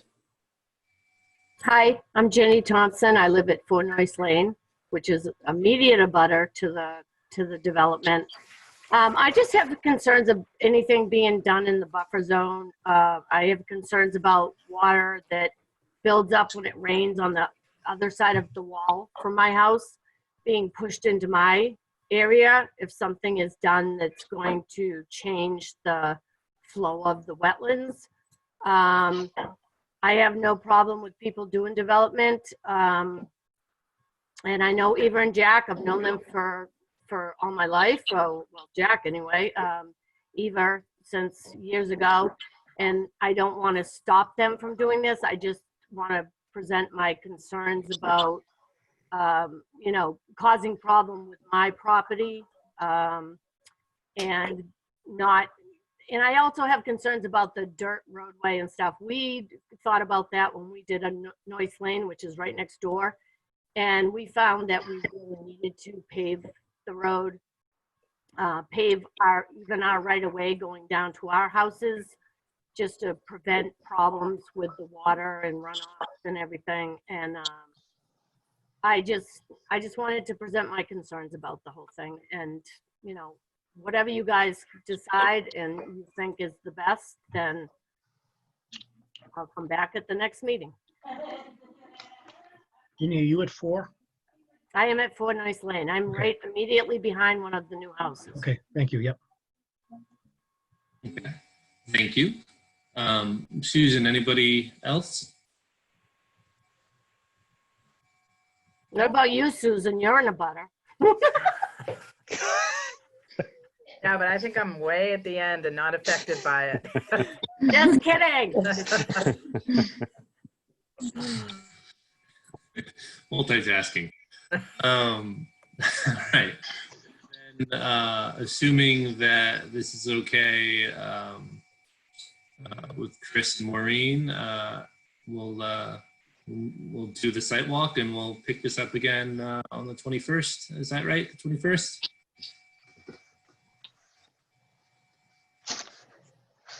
July 21st, right? Yes. Okay. Yes, I think so. Yes. Okay. Excellent. Well, then we will see you guys out there next week. Okay, great. Thank you for your time. Good night. Thank you. Night. What is next? What do we got? We need a motion. I move to continue this hearing until the July 21st date. Second. All right. So then, Dan, Yes. roll call. Bill, Yes. Peter, Yes. Doug, Yes. and yes for myself. All right. Very good. Moving on. All right. We're into certificate of compliance territory. Excellent. Steve Capilupo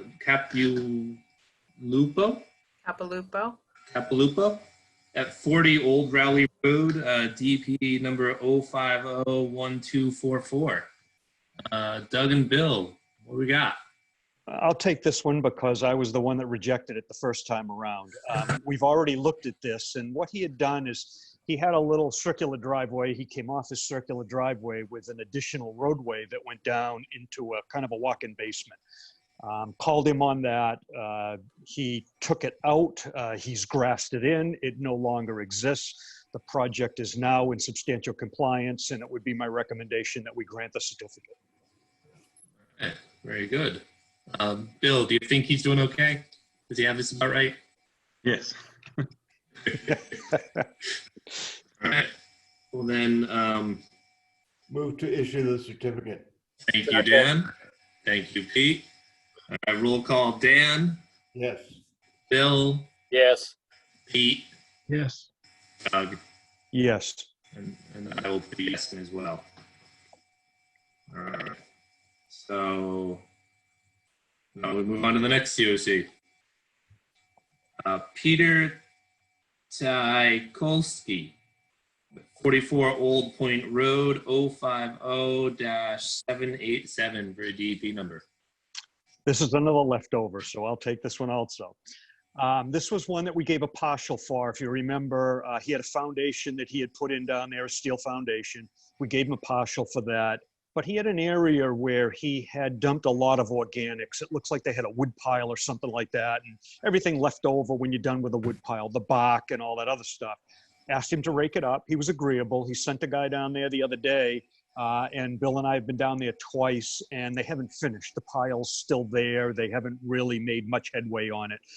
So it would be my recommendation that we pass this one over till next month. Okay.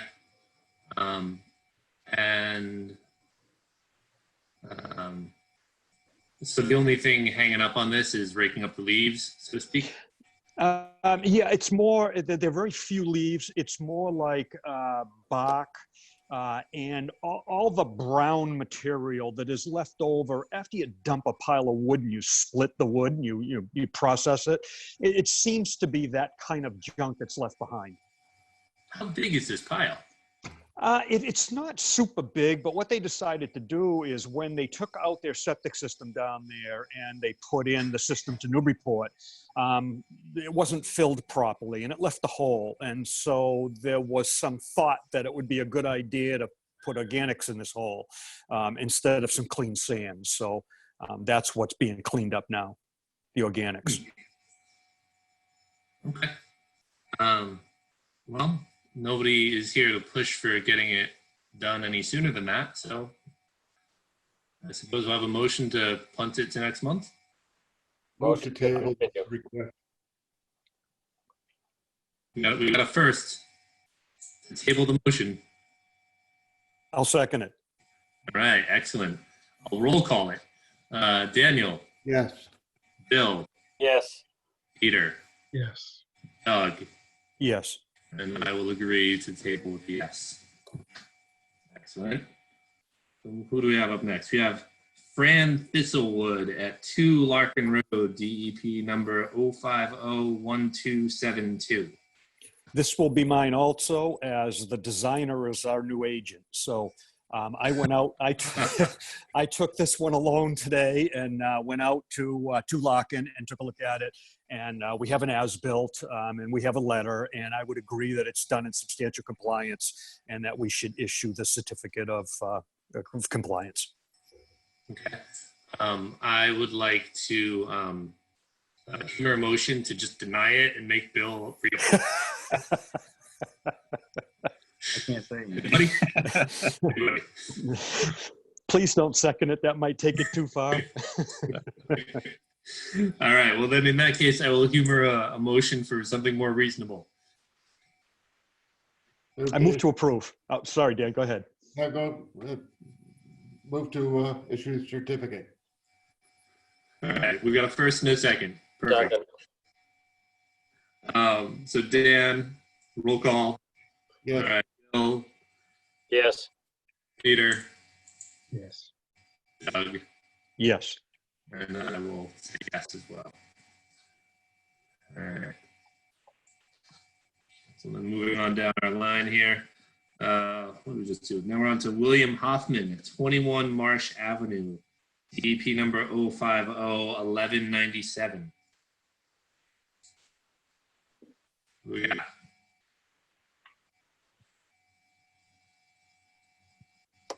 Hey, this one was pretty.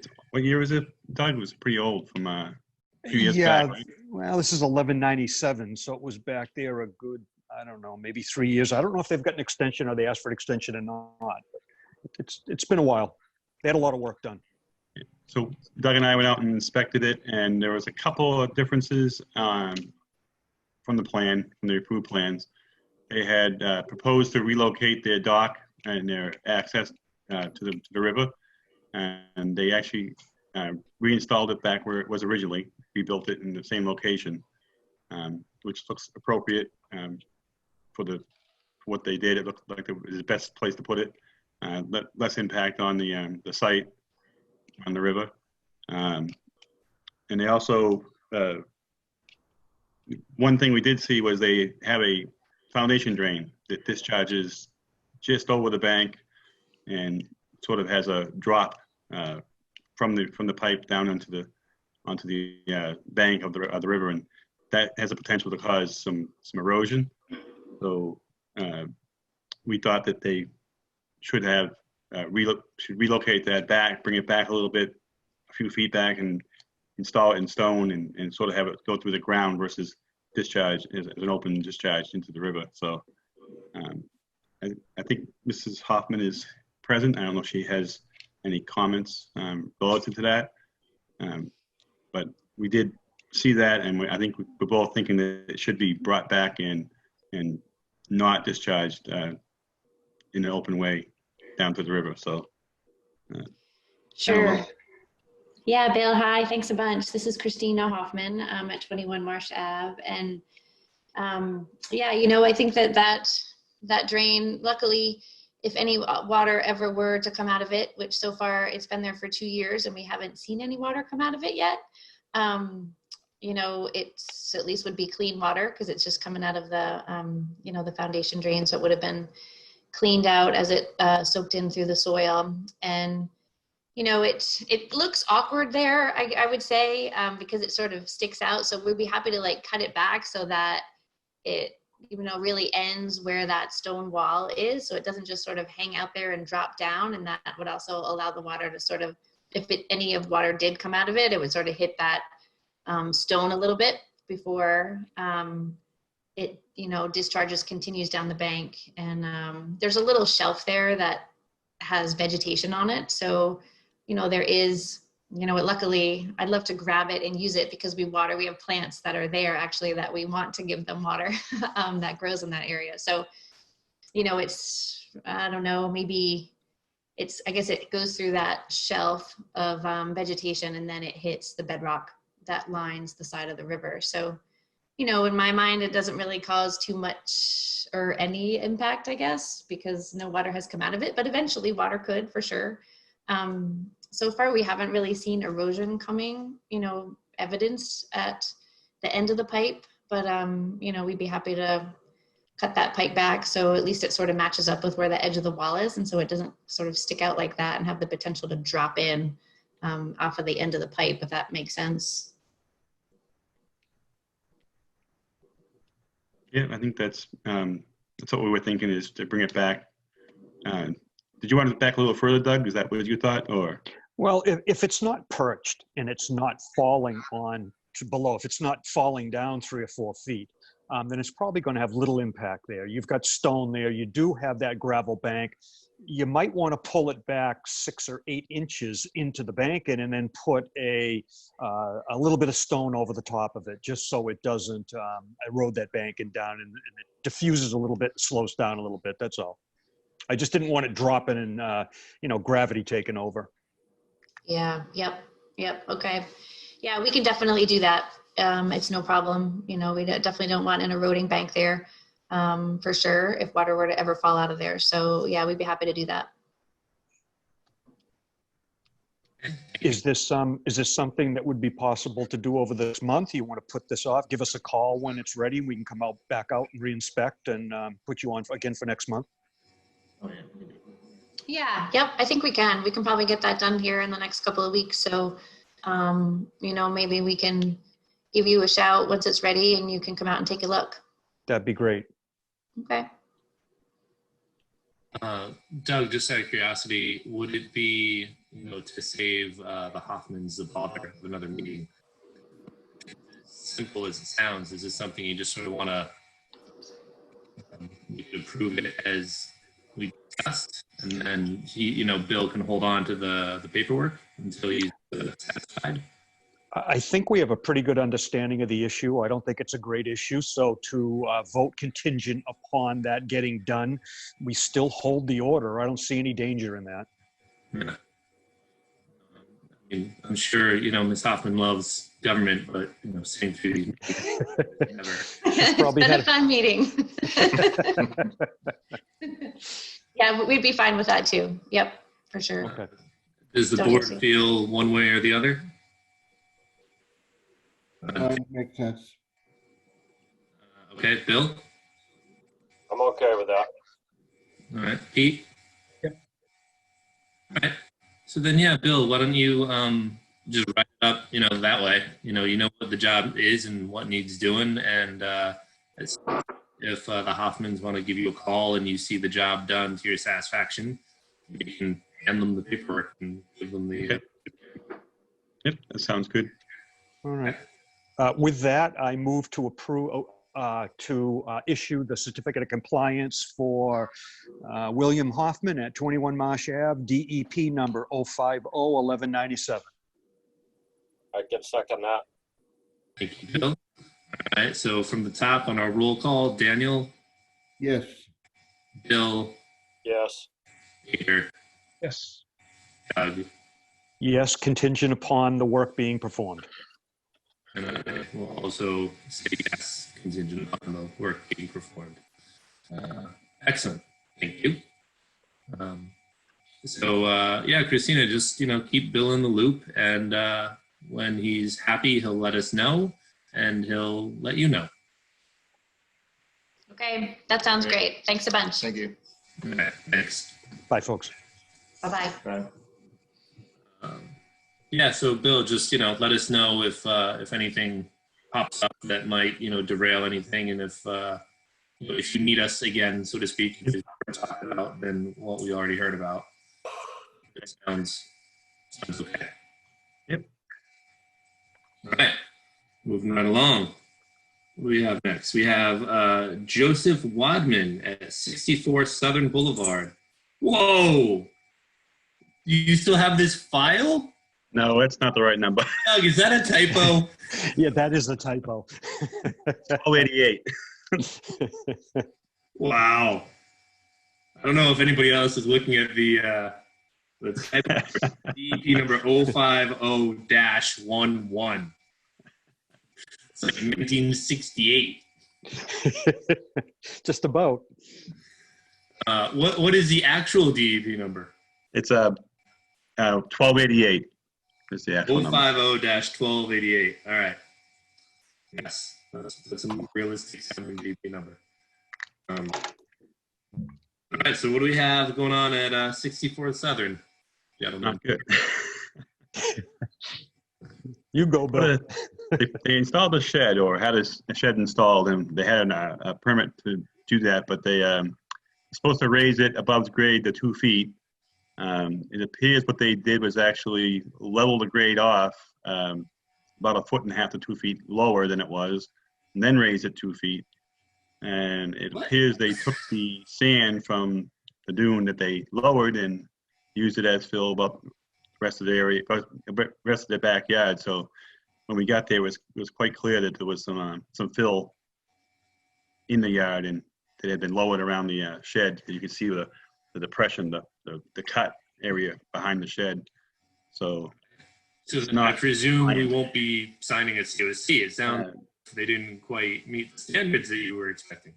Yeah, I put them on hoping they would be good, but when we went up to inspect it, we found that they were not in compliance at all with the permit. So Okay. we did talk to them. I'm going to meet them on next Wednesday to discuss what the solution is to fix the problem, and go over that with them. They'll probably have to refile a notice of intent, another notice of intent to correct the problem. So most likely.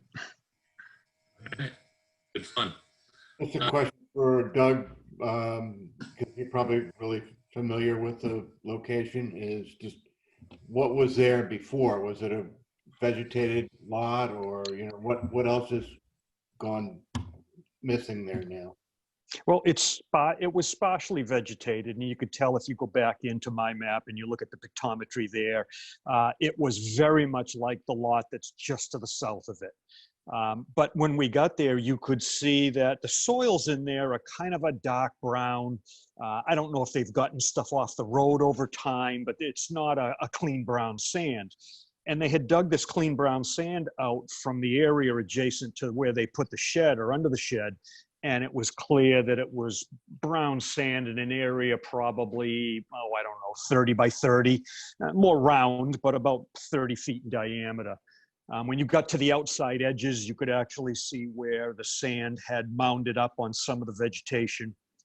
You could see on the bankings where they had cut the banking down, and where the dune grass just got nicked, it came back, the rootstock was still there, and it's coming back with new shoots.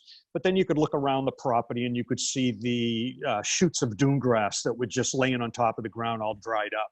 So it was obvious after you spent about 3 minutes there what really went on. There's a fix for it. It's not going to be an easy one, I don't believe. I spoke to, I forget his name now, I spoke to Mr. Wadman on the phone, and he felt as though he did the right thing, but we had an explanation for him, and he's a little upset over it, but he's going to meet with us, and he was agreeable to come up with a fix, so. It sounds like it's a fresh start, basically. It's going to be. Yeah, he's going to have some issues because now what he's done is he's artificially removed the sand underneath it, and he's got his 2 feet of separation. But when he goes to reconstruct the dune like it was, like he needs to, now he's no longer going to have his 2 feet of separation under his shed. So he's created a tough issue for himself. Okay, thank you. You're welcome. That'll be fun. So then, what are we going to do with this? We're just going to table it, or are we going to deny it? I mean, what's the angle here? Well, that's a good question. I suppose the board could deny it, and then he would have to refile. That's somewhat punitive. That's no reason you can't go there if you don't want to. The other thing you could do is table it without a decision, and wait for wait for a result from the site visit and to what he may or may not do.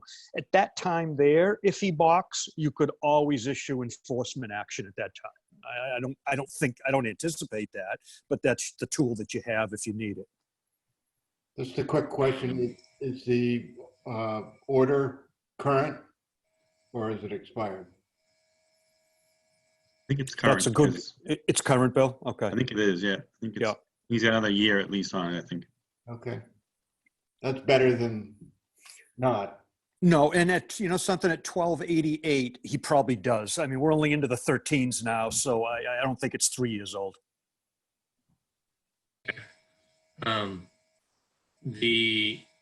Aside from the punitive angle of it sounds like it's going to be a little bit of work before we see this again. And, I just don't want to have this sort of hanging chad of an open request sort of sitting over Bill, if you forget it or it comes back or any of that, or if there's a huge project that gets built on top of the project that is, the paperwork just feels annoying. But Bill doesn't mind having it left open. That's I guess that's totally up to the board. There's really nothing wrong with issuing an enforcement order at this point and say, this is what you need to do. You need to file a notice of intent, and that notice of intent either needs to show that you could be authorized to do that work under the act, or you can't, and you've got to restore it like it was. That's an option. It's an option you can always take. If you want to take it now, that's fine. It doesn't really matter. He was very cooperative. I don't know if you need to take it now. Personally, I would probably meet with him first and see how he reacts. And it's going to be a little unpalatable to do this work. So you might get a different attitude when we get out on the site with him, and we may have to do this. I don't really know. It was actually issued just a year ago, June 25th, 2019. So. Okay. He's got plenty of time. Yeah, but the project to redo it wouldn't be the same as the project to make it. So I think a new notice of intent would have to be filed no matter what, even if this one is still alive. Yeah, that sounds really. So I think we almost have to give an enforcement order at this point then. After we talk to him, I think we should talk to him first, I agree. See how he reacts to what we tell him.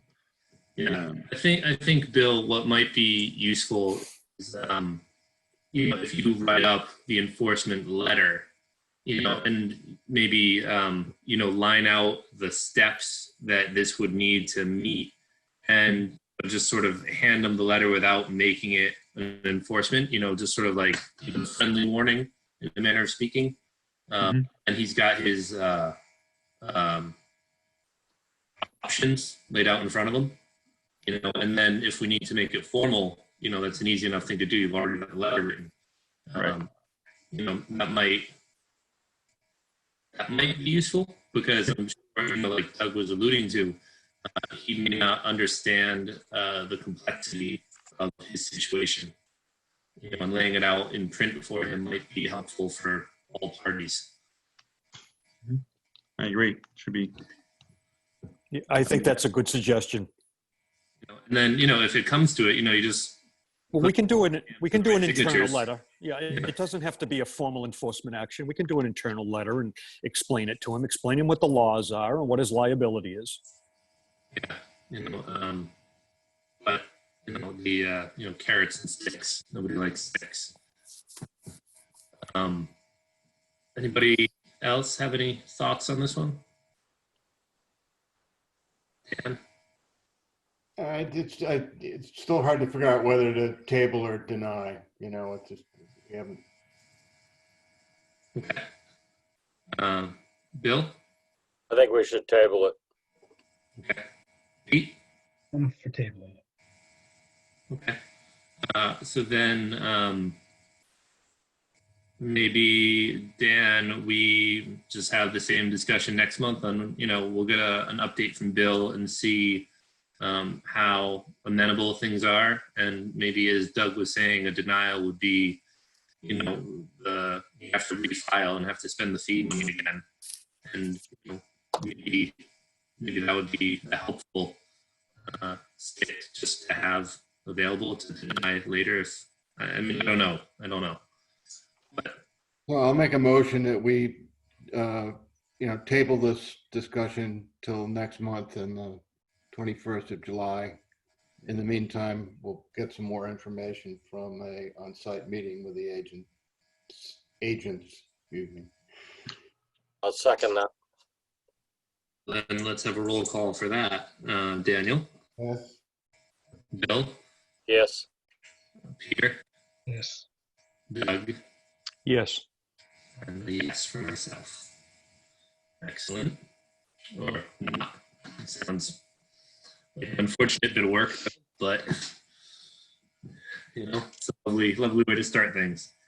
All right, so then what else do we have left? We have no extension permits, no emergency certificates, no reissuances. In other business, we have the ACEC policy review, and commission discussion is empty. Though I would like to add, Doug, the thing about my receipt from the MACC conference. I don't think I can punt till next month, can I? If you put that off till next month, you better make sure that you encumber the money now for that bill, because you're going to be into the next billing cycle, into the next year. So that's really not going to work. So I think that if you want that reimbursement, the board likely should vote to reimburse those monies tonight. And then Bill can get something, an invoice and a warrant article upstairs, and you can get reimbursed for that before year end. Do you want to tell everybody else the story that we just talked about, or shall I? Go ahead. You're the chair. So I went to the Massachusetts Association of Conservation Commissions meeting just before the pandemic kicked in back in late February. And I submitted for reimbursement the bill for that to Doug. And I made a bit of a fiscal faux pas, going and spending the money first and then asking for reimbursement later. Just ask and then spend.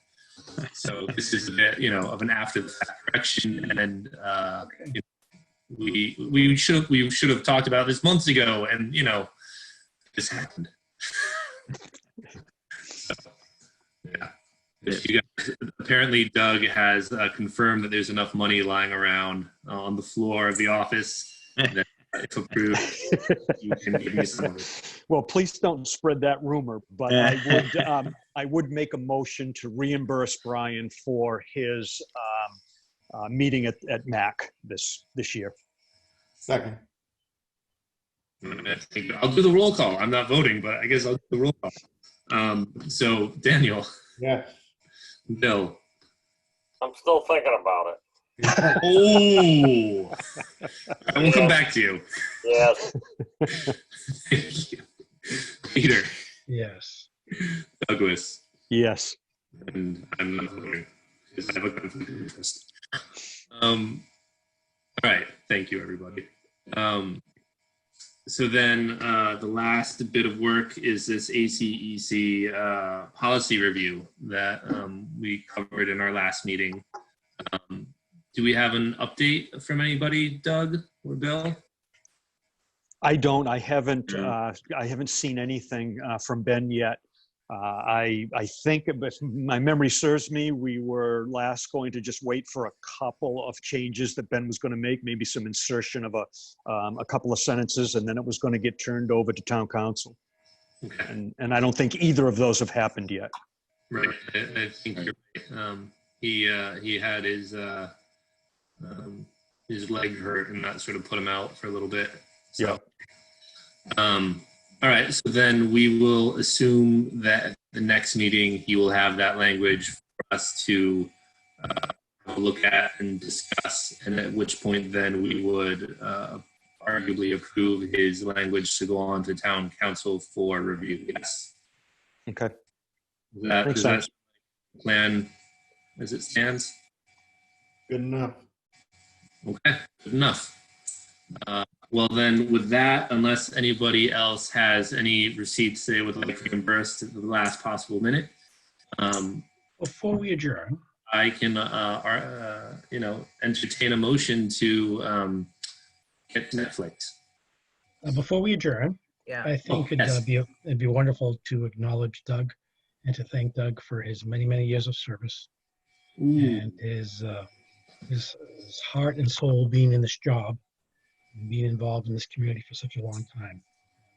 I acknowledge it, I appreciate it, and thank you, Doug.